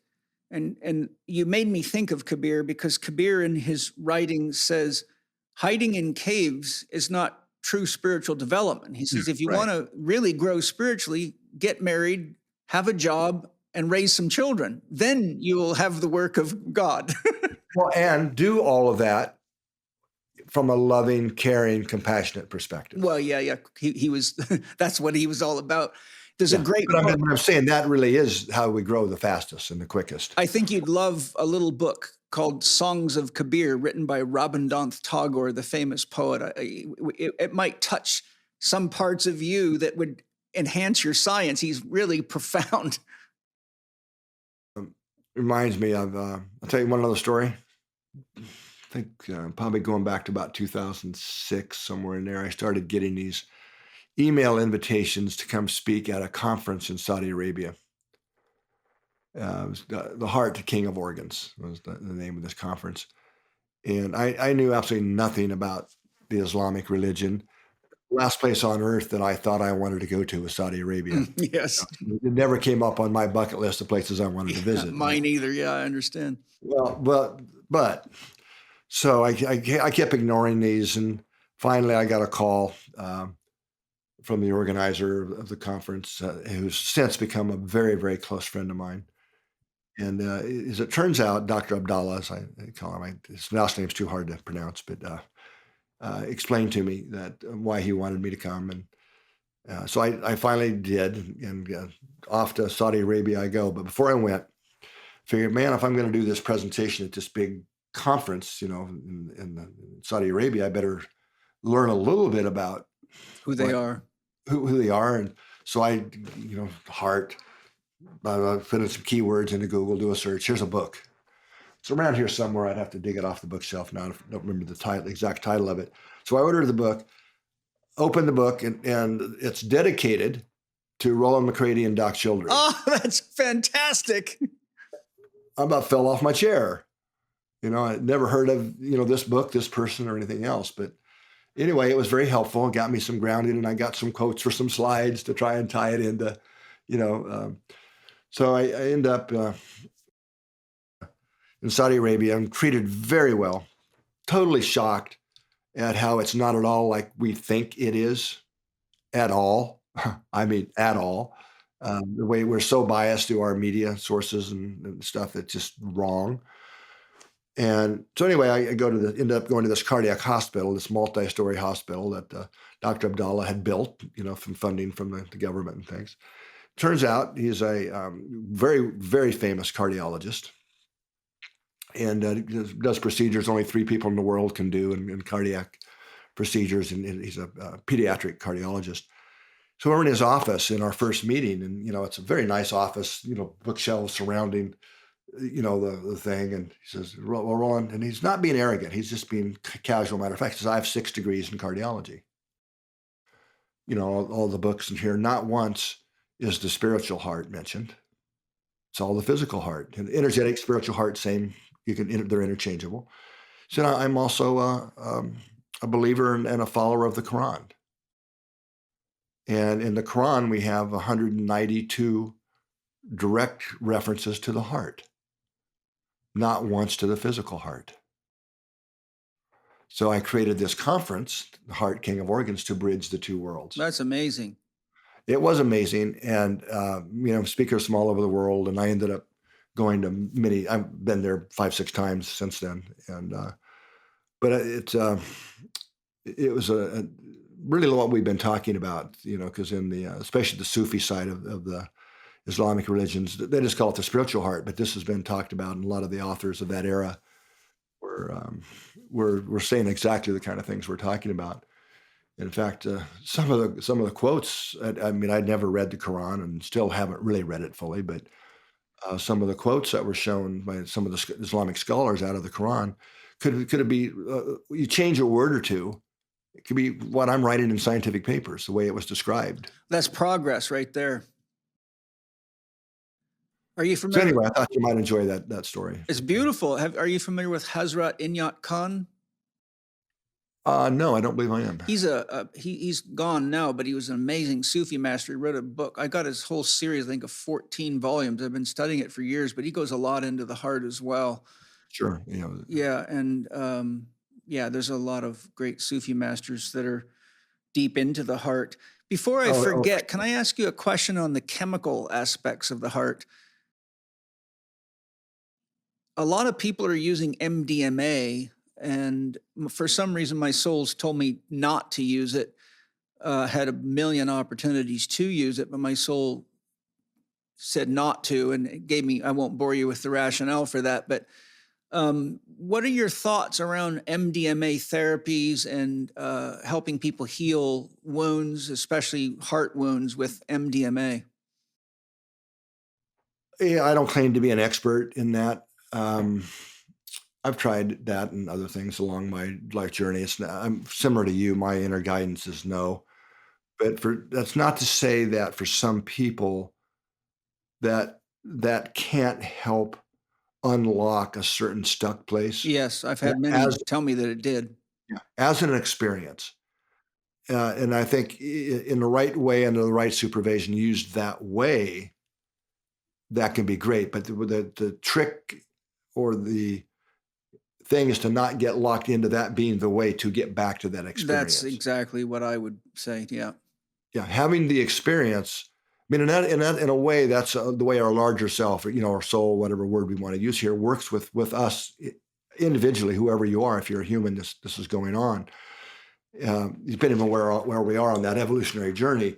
But and I hear this from so many people. I mean, so many over the years, Paul, that they had an experience. They don't know where, just out of the blue, a transformational experience. They know it had something to do with the heart, where they were lifted into another state where they knew suddenly they were lifted out of their limited mind perceptions of the way things are in the world and beliefs and all that. So it was a wake up. But then, back to it's like when I was a little kid, I told you that story. Then I was back to being a little kid, right? But I had that experience that left an impression, a lifelong impression. So those are gifts from our larger self, our soul. Then we have to do the work, right? And that kind of grows in steps, right, on that journey. So I would say that it's kind of similar. That we can draw, like whether it's a microdosing or an experience like that. But then again, I don't want to repeat myself too much. And the trap can be, I need the drug. I need chasing the experience instead of understanding the gift for what it was. I tell people, because I've conducted over 1,000 healing ceremonies with plant medicines of various types and studied for a year with a doctor to learn to do it and joined the Native American Council so I could do it legally as a medicine man, spirit guide. So I have a lot of experience with these things, but I also have had a lot of experience with people that just keep doing psychedelic after psychedelic after psychedelic, and it's the same story, like a broken record. And so I say, look, the medicines will show you the doorway to your healing. They'll show you who you've got to apologize to, what beliefs you got to get rid of because they're not serving you, but you've got to actually walk through the door and do the work. And that can last for months and months, if not years after one ceremony. But people keep wanting, they think the drug's going to heal them. But that's why I say you're chasing the experience. Without it really being, you've increased the vibration of your consciousness to where it becomes your new baseline. Is there more that you wanted to share just on a summary of the research before we move? I mean, we barely touched the research. Actually, we've been having a fun conversation. Yeah, well, good. Well, just if there's things that you think the public needs to be aware of to kind of just give them an idea of where the research is at now and how that might make them want to read the HeartMath books, or if you have suggested resources they could look into, that would be fantastic. Paul, maybe just kind of give you the highlights of kind of the research journey. As I mentioned earlier, we started in the early 90s looking at how positive emotions and negative emotions affected. And we found that the rhythms of the heart rate variability patterns was the most reflective of emotions. And that emotions like love, care, compassion, appreciation, which is the easiest for most people to access, flipped our system into what we now know as an optimal state we call heart coherence. Then that led to looking at how the heart and brain communicate and how the information the heart sends to the brain, the mechanisms of how this all works. So that took some years to unravel, not just in our lab, but some others around the world. And here's the quick way of saying that. So we have all this ascending information from the heart. It basically then goes to every major brain center, the ascending work, neural information, goes directly to the amygdalas, the emotional centers. And that's a whole other story, a really important story.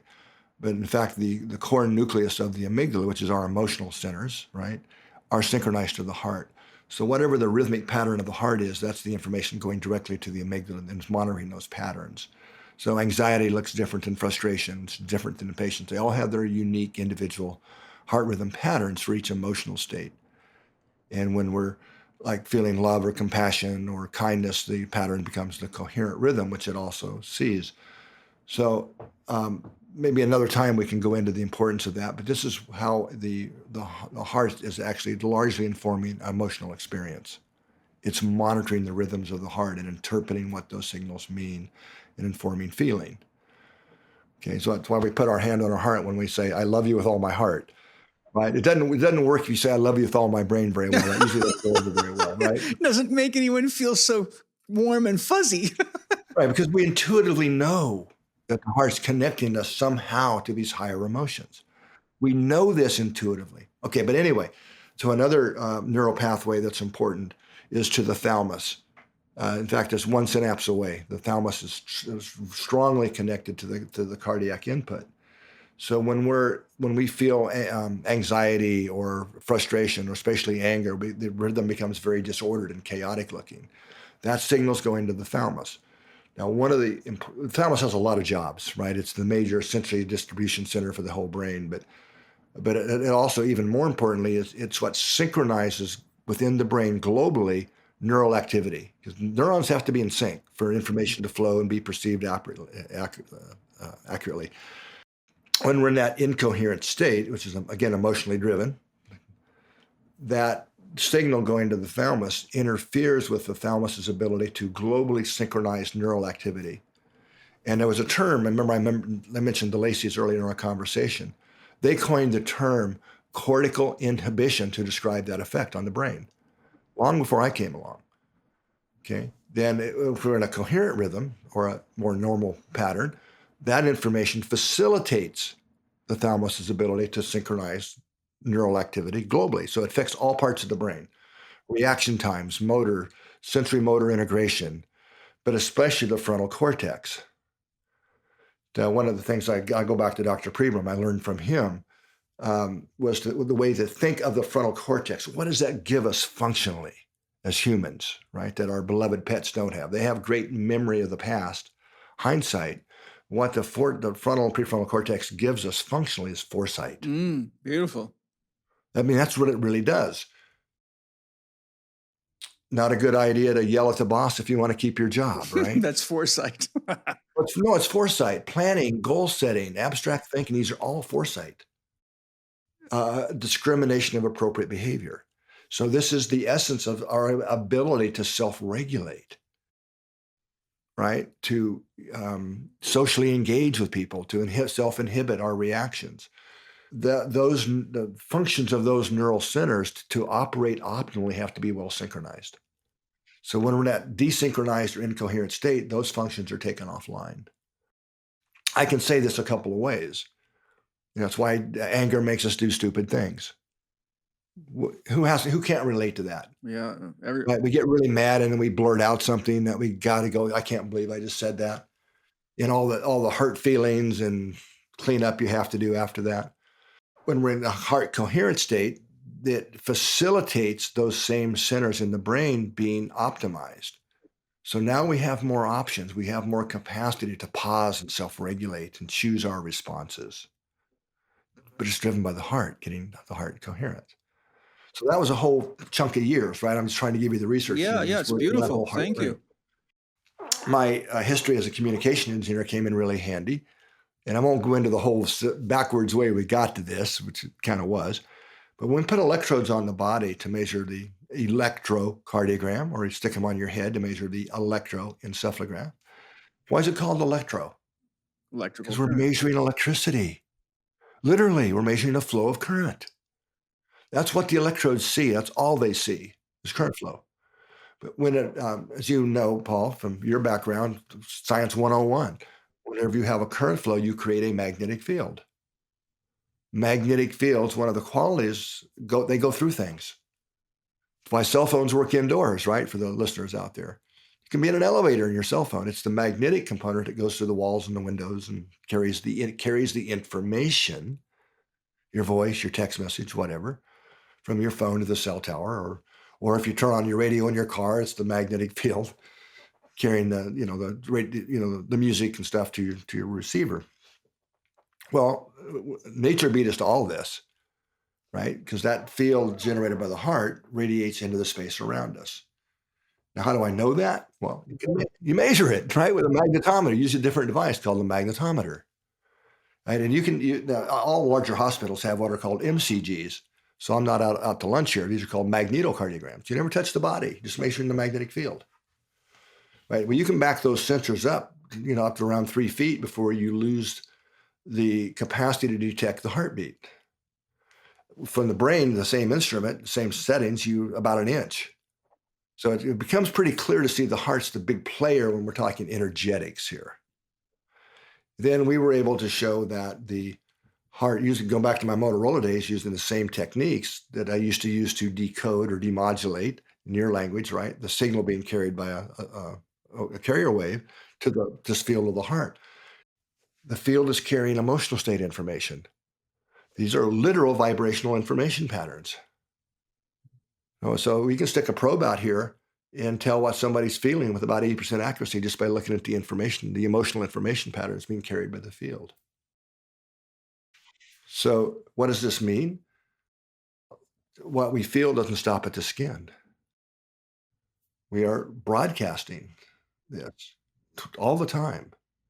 And this unpacked a whole bunch of research, and you can imagine the importance of this in communication, right? You're saying one thing, but the field's saying something else that mixed messages.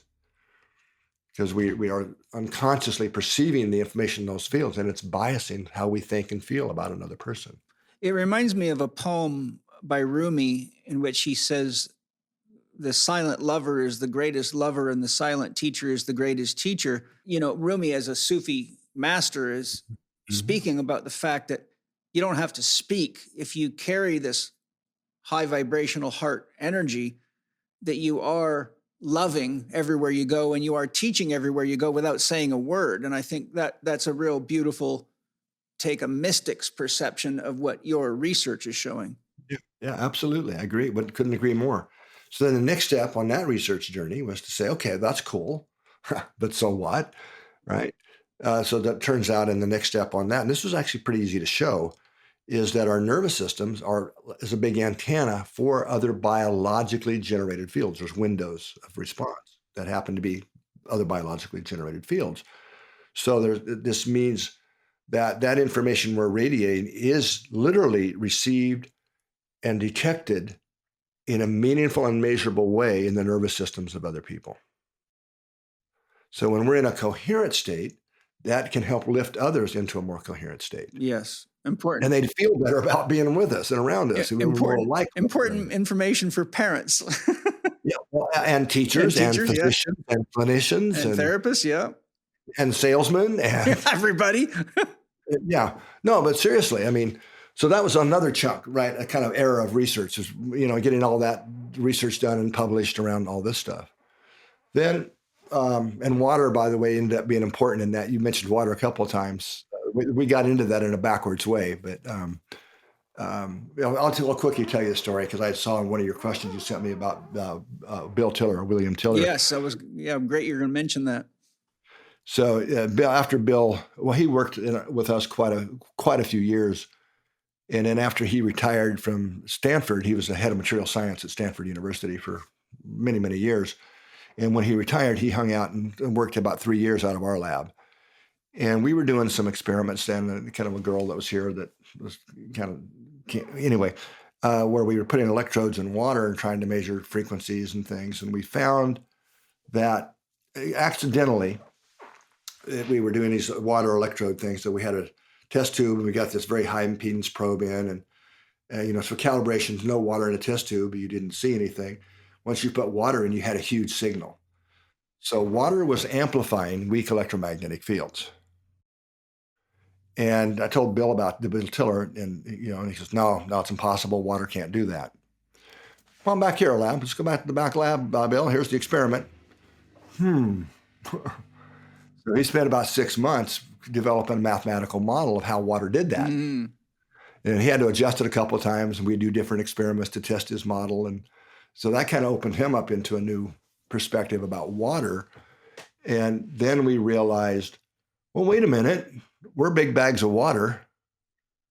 So we actually did an experiment where we had a glass of water on a desk and put an electrode in it and measured the ECG of people and said, okay, now can we measure the heartbeat in that glass of water?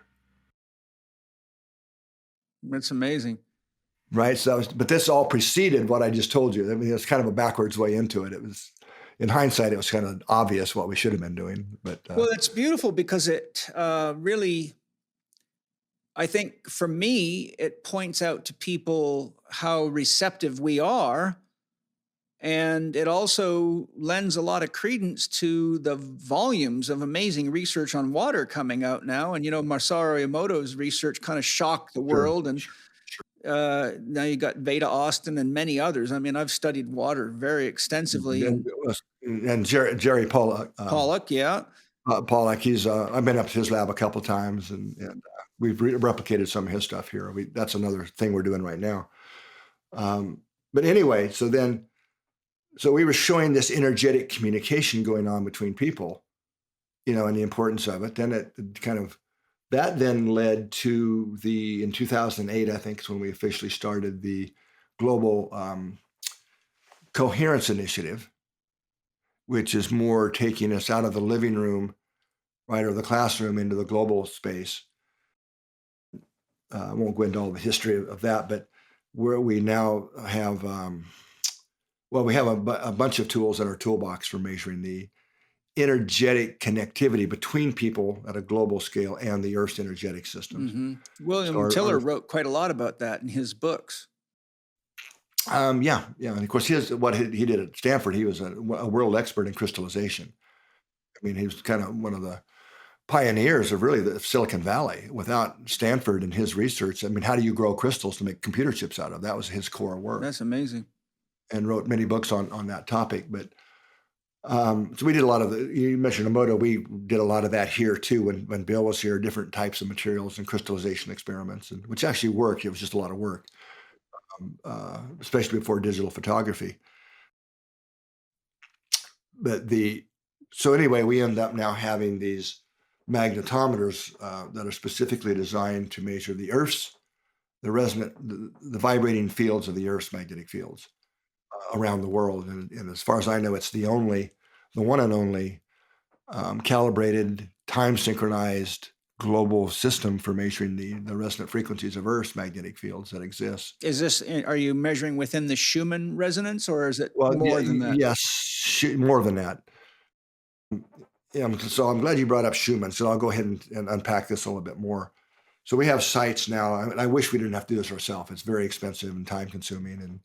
But we have now our sites here in California on our property, Northern Canada, Saudi Arabia, Lithuania, South Africa, New Zealand.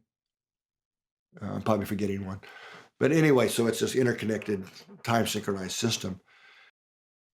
And so I'll get to Schumann's in a second, but so even more, I think, this is something I didn't learn. I was a professional communication engineer, Motorola and all that. I did not know this that I'm about to tell you till much later after we had our global system. If we time travel back to school for the listeners, and you put iron filings on a glass plate and you stick your magnet under it, right? And you see the shape of the field. Right, whether it's a bar, or horseshoe, whatever. I mean, I know this is old news to you, Paul. But, yeah, it's cool though. But once I want you to remember, those iron filings lined up in parallel lines. That's the key here. So that simple little experiment lets us visualize magnetic field lines. Now, there's a term for what I'm about to describe. It's called field line resonances. And what this literally, I was shocked when I learned this. It's well known in the geomagnetic research community, but not outside of that, is you can pluck magnetic field lines and they vibrate. I've heard of that. Yeah, and that's field line resonances is a term for it. So the Earth's magnetic field, North Pole, the South Pole, right? All these field lines in this toroidal shape around the planet. While Earth is turning, the solar wind rushing by at 1 million miles per hour, plucking the strings. Oh, yeah, playing the heartstrings. The Earth planet, the magnetic field lines, field line resonances. So when we measure them down on Earth, the primary fundamental resonant frequency, there's a range of them, but the primary resonant frequency, 0.1 hertz. That's interesting. It's so low. It's in frequency language. That's one cycle every 10 seconds. It's exactly the same frequency as the human heart rhythm when we're in a coherent state. That's amazing. There's a lot of ways you can go in exploring that. Yeah, right. So we've published quite a bit on this now, but then you also mentioned Schumann resonances. So not to be confused with what I just described as field line resonances. And you know how I talked about the heart is magnetically 100 times greater than the brain waves? Well, as it turns out, Earth is the same way.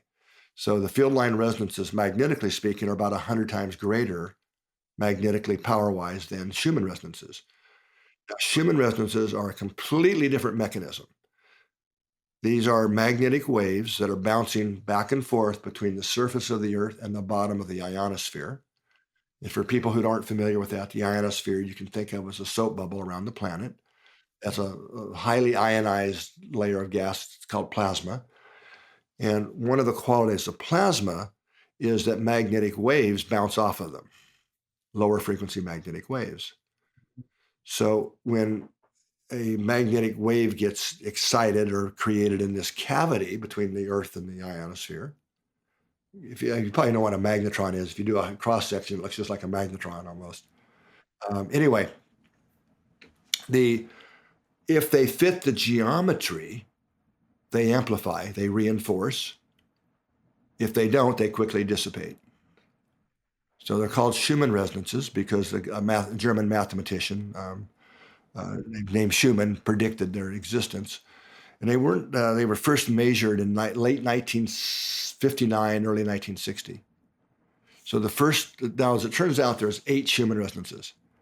So kind of new age and social media is all kind of wrapped up, and there's so much nonsense in social media about this. It drives me a little crazy, and I end up getting every couple of years somebody publishes something on social media. It's complete nonsense.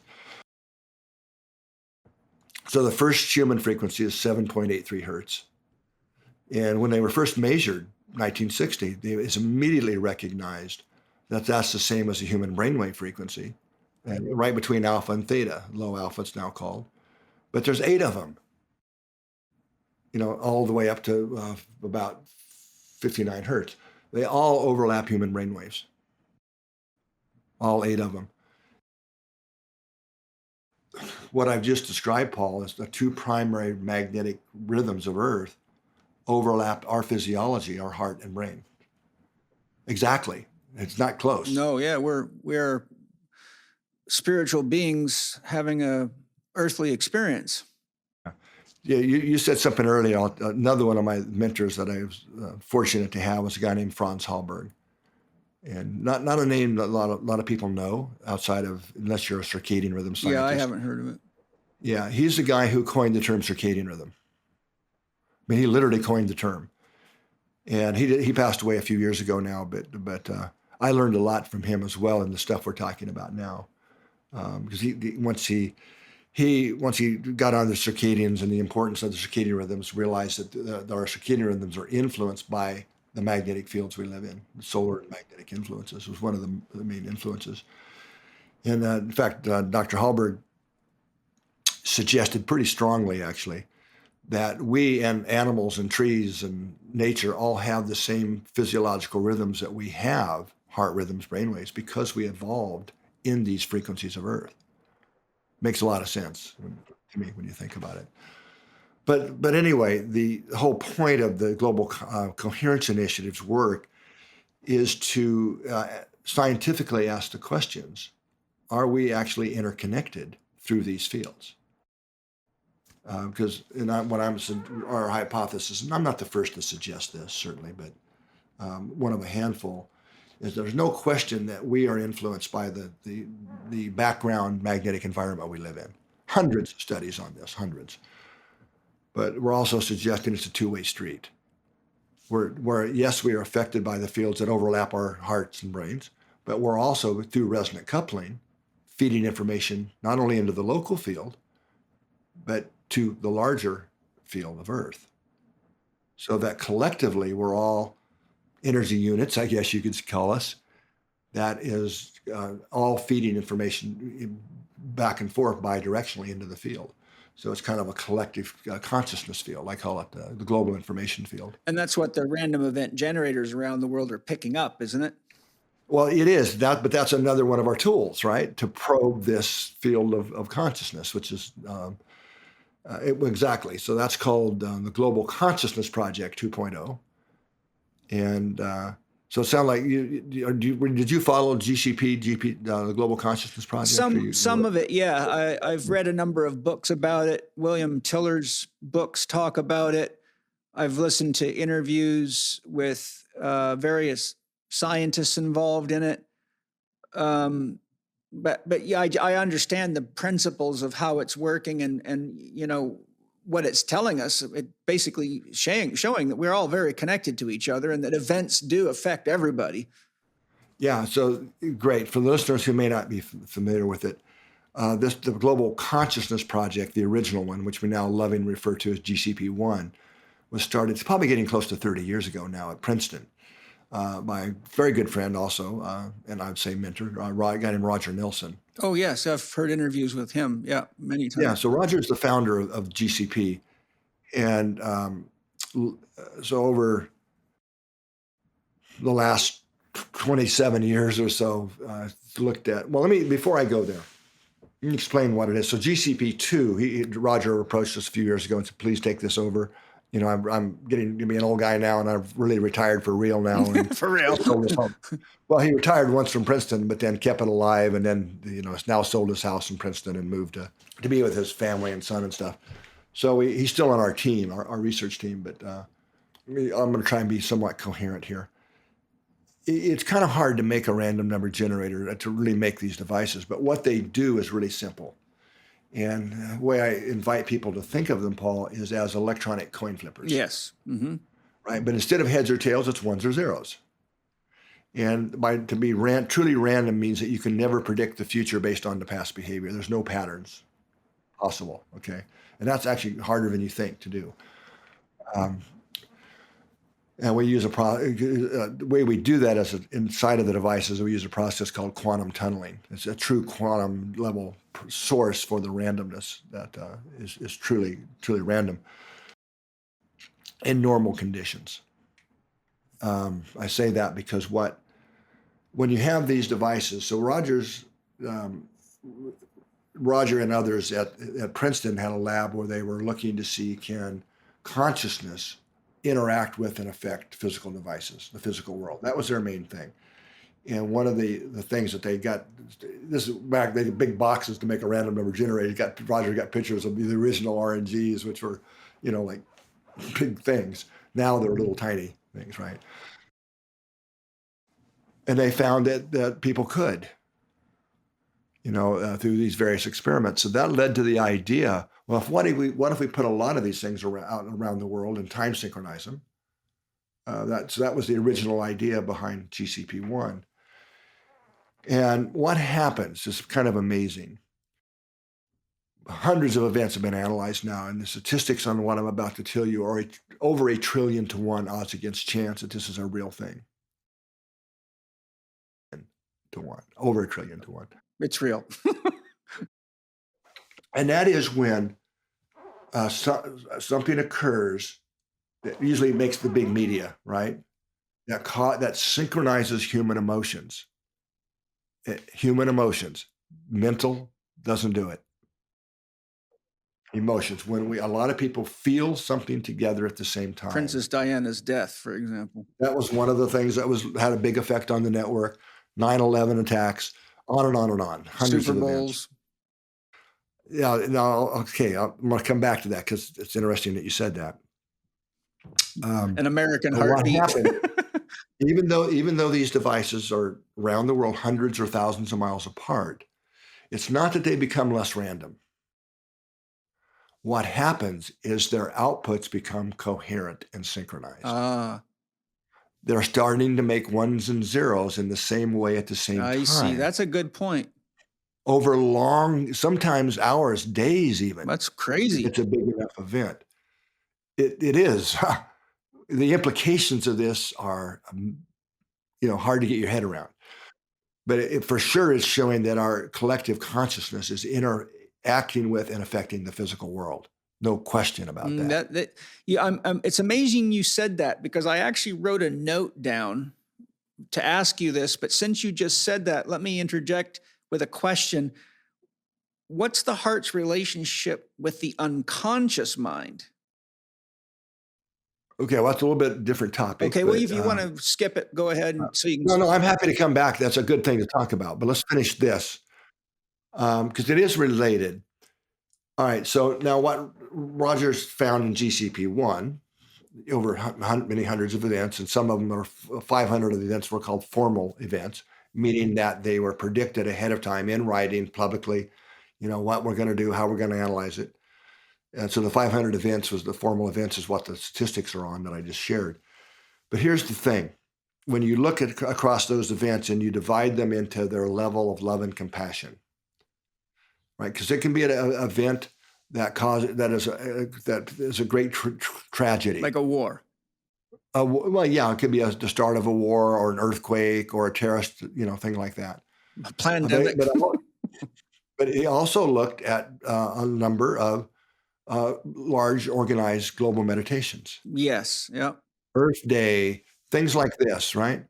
So they were divided into categories of high, medium, and low of low level of love and compassion. So events that evoke love and compassion, there's a number of different ones, had significantly greater impact on creating this coherence among the network. Medium category were events that had a lot of emotion, but not much love and compassion. Big sporting events, Super Bowls, World Cups, things like this. A lot of media, a lot of attention, a lot of emotion. And then the low category was what happens, after the events that get a lot of people involved after media, like terrorist attacks, school shootings, things like that, the bigger ones that made the national and global media. So in a way that your question is not unrelated to that, because it really kind of ties together a lot of what I've been saying, is that when we feel love and compassion, that naturally takes our physiology into more coherence. We are now radiating measurably more coherent signals into the field environment. And the more coherent they are, coherence organizes noise, right? That can now couple with the larger planetary fields that are now being measured by our RNGs. So do you think does that make sense? It does, absolutely. But it makes me ask another question, and that is, it's impossible for us to do this now, but if you were to be able to measure the planet's state of coherence in absence of human involvement, what do you think you would find?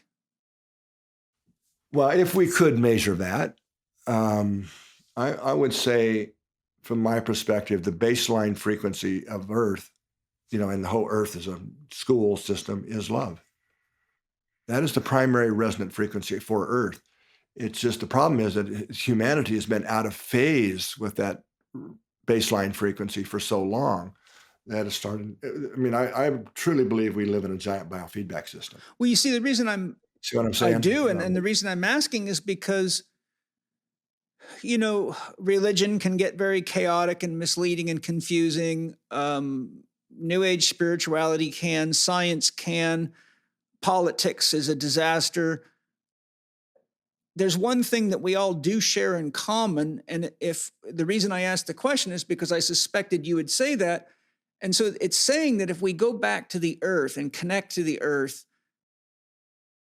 with an open heart, that it seems to me that we can be recalibrated by the frequency that's inherent in what we would call Mother Earth. Yeah, you're not wrong. In fact, we've got a publication that actually demonstrated that. There's so many. We published a lot of research on this, way more than we can go into, but I'll tell you about one. We had groups in 5 countries, 20 people in each group. So it was Lithuania. It actually was where we have magnetometers. Lithuania, Saudi Arabia, New Zealand, California, and the UK. We were doing continuous heart rate variability monitoring, for 24/7 for 15 days. There are 2 things I'm going to mention out of this study. So in the middle of that time period, we organized a time for all of these participants, over 100 and some participants, to at the same time, in fact, we actually did it by Skype, but everybody had access to Skype kind of before Zoom was so well known, to do a 15-minute, what we call heart lock-in, which is, you probably know what a heart lock-in is, right? You've read our books, a heart-focused meditation that takes you into coherence, and then to actively feel and send love and appreciation to all the other participants within the group, within the study across all the groups. They did that for 15 minutes. Of course, that increased their coherence with the individuals pretty much universally in all the groups. It also significantly and measurably increased the heart rhythm synchronization amongst the group members in each of the groups. Okay, here's the surprise. When we looked at the how in sync at the group level, were the members of those groups with the rhythms, the frequencies in the Earth's field for each day, each 24-hour period. Guess what happened on that day that they all did the heart lock-in? Every single group. I mean, it's not subtle. I should bring the graph up and show you. Huge, highly significant that for the following 24 hours, the group members were all more synchronized to the rhythms of the Earth. That's beautiful. It was gorgeous because what a bunch of studies are starting to indicate now is that being in sync with these energetic fields of the Earth is a literal energy source. It's not just food that we eat. You can probably relate to this, but we get energy from the fields we live in. Yeah, wow.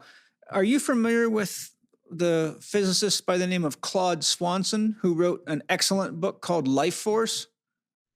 I am somewhat. I've never met him, but I know of him. It's about 800 pages of research, and I think you'd find it fascinating because he shows a lot of wild things like Tai Chi masters that could magnetize plastic and wood and things that go against physics.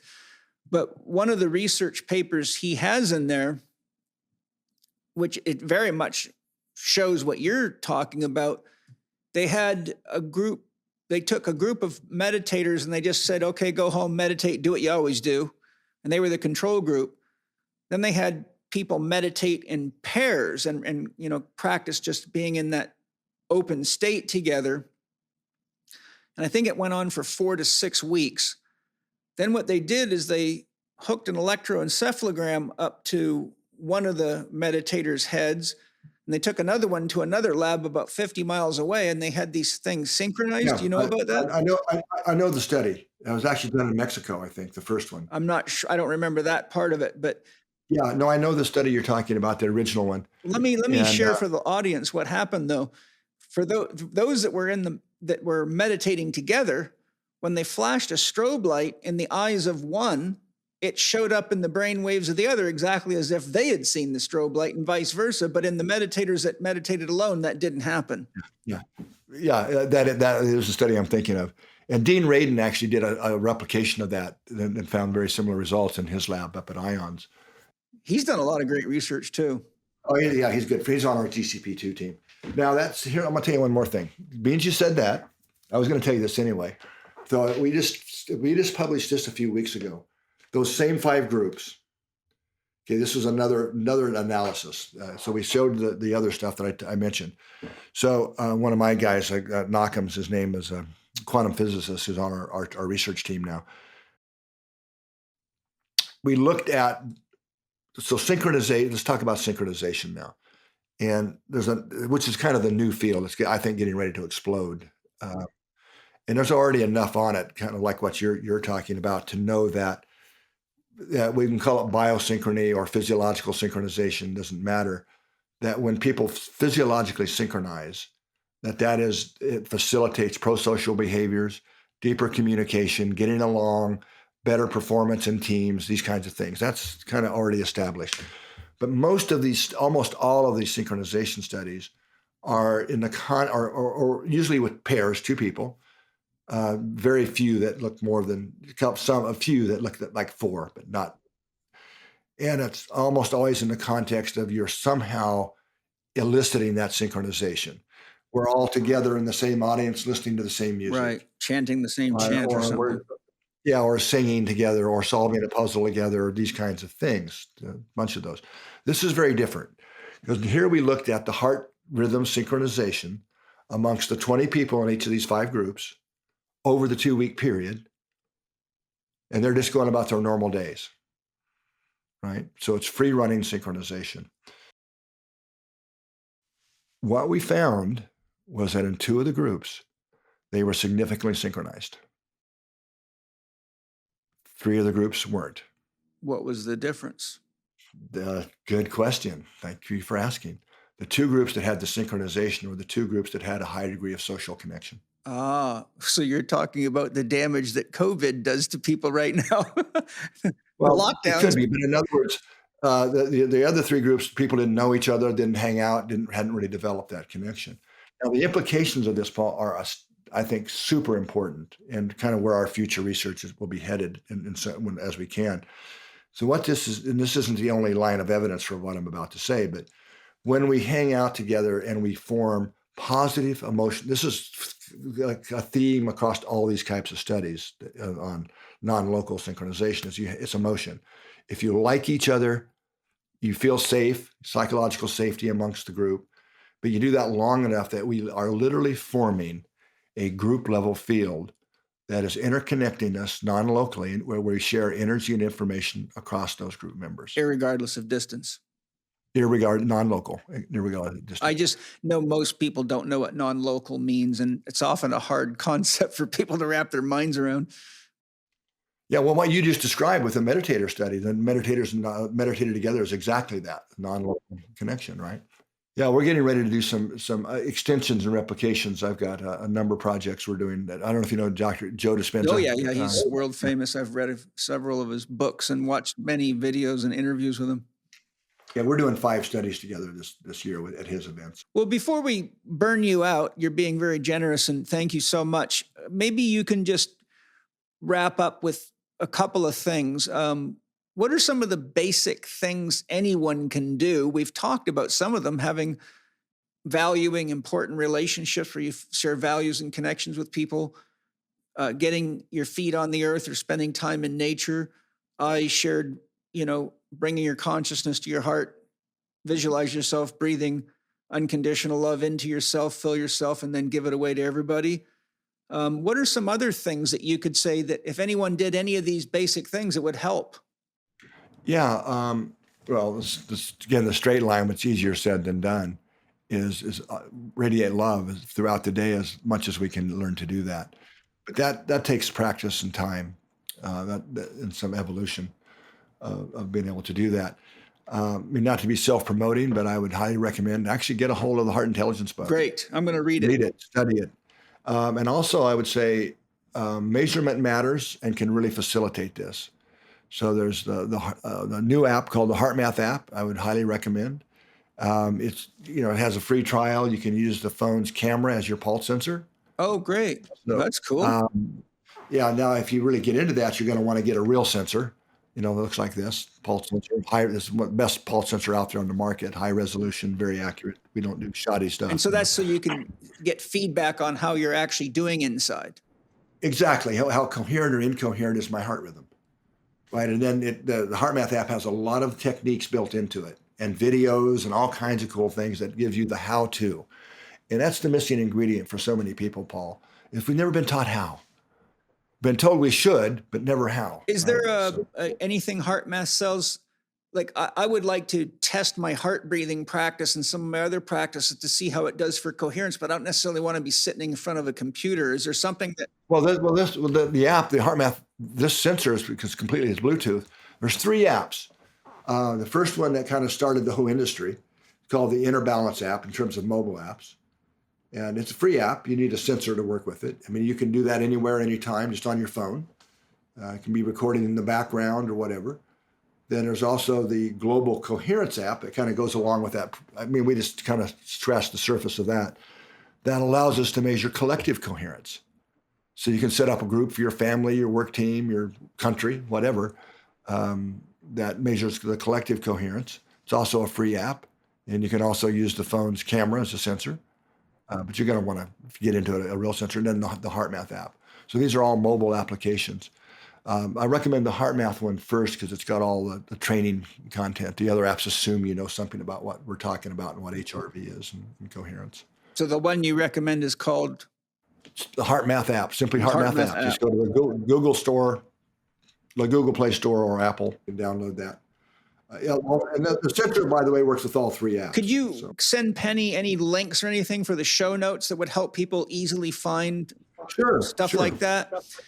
And then maybe the Heart Intelligence book or anything that you think anyone listening to the podcast should be aware of and easy access from the show notes. That'd be really helpful. My sort of, before I just offer you to make any closing comments, we've kind of address this indirectly, but I'm going to ask you directly, how do issues of the heart factor into the situation we are facing in the world right now? Yeah, I talked about this earlier in our conversation.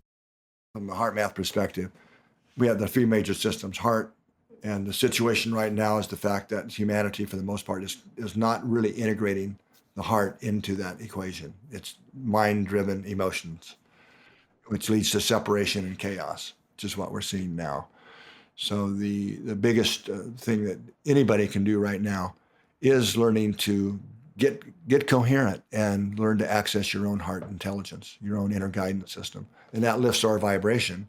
And we're feeding our local field and the global field more of that coherent energy, which helps eventually, as enough of us do that consistently, it helps uplift and upscale collective consciousness. I hate to throw you another question, but I have to ask you. I will hold my own biases and concerns aside, but discuss, we've talked a lot about what happens when the head and the mind start dominating and the heart. Well, but that's what that is the earth right now. It is a mind dominant. Well, yes, and that's what's leading to my question. What I've noticed is that the more people use AI, the more heady they seem to get and the more up into the minefield they get. So how do you feel this whole AI infection is going to affect the heart coherence? Well, if people are using it the way you say, I use AI. I think it can be a great tool for our service if done responsibly. In fact, I'm speaking next week at a conference in San Francisco called Human Tech. That's really discussing this very thing about AI and inner human technology and how we responsibly use AI.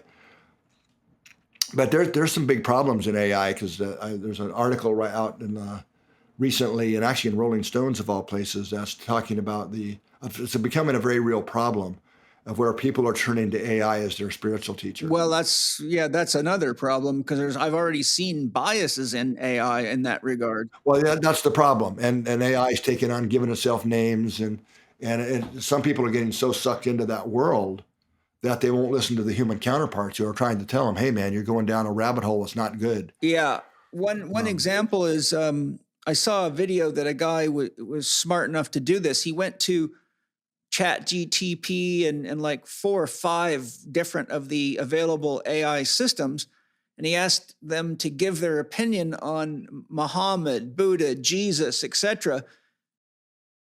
One of them in particular gave negative commentaries on all of them but Jesus and gave all the positive commentary to Jesus. And so it was like, okay, so we've got a heavy bias in one direction here. So that's always a risk. And one of the things... Well, AI is building on what we feed it. Exactly. And that's a big concern. I mean, we're feeding it our good and our bad, and that hasn't done well for us. We need to listen to the people that demonstrate heart coherence. That's kind of probably a related question you're going to ask. It came up in a conference I was at recently. And the way I basically answered this is that a computer chip is never going to have a soul. So AI is a type of intelligence looking for a soul, right? Where humans already have that and can use, if we're really intelligent about this, we can use AI to great benefit. But we've got to be very conscious about how we do it. When people ask me, what is the soul, to keep it simple, I say it's the consciousness within you. Would you describe it any other way? Well, that's, this is something that's been discussed in philosophical circles for billions of years, hundreds, if not thousands of years, right? So, I would kind of look at off the cuff in a way, Paul. Love and big C consciousness that's the same thing. It's the the intelligent information that gave rise to and informed the universe as a whole. Right. And it's so a soul is our individual unit of that consciousness that we get to call exactly. self. Yeah, exactly. That's beautiful. Yeah, I mean, there's higher levels of that, but the big game for people here on Earth in this level of dimensity, from my humble perspective, is just learning that we have a larger self, to access it and have the courage to follow it, and finally bring the mind under, who made God and all that. I mean, let's get to our next level of awareness before we even start. Otherwise, it's just mind mental masturbation. I say, let your soul teach you how to eat right so you can get healthy before you get into the big questions. Yeah. Well, what a beautiful interview. And I'm so grateful for your time, Rollin. You're such a well-seasoned, well-studied, highly educated, but clearly centered in your heart human being. And it's just, what a blessing I just can't say how grateful I am for you to give us 2.5 hours of your time, because God knows you're busier than the one-legged man in an ass-kicking contest just with the projects you mentioned. But any closing commentary you want to share? Oh boy, I've kind of already done that several times. I guess I would invite people to repeat something I sort of said earlier. Pause as often as you can remember to throughout the day, and just tune in and ask yourself, what am I feeding the field? Am I feeding the field vibrations of love and compassion, kindness, cooperation, care? Or am I feeding the field vibrations of impatience, anger, fear, overwhelm? And if you find you're in one of those vibrations, which is not bad, don't beat yourself up.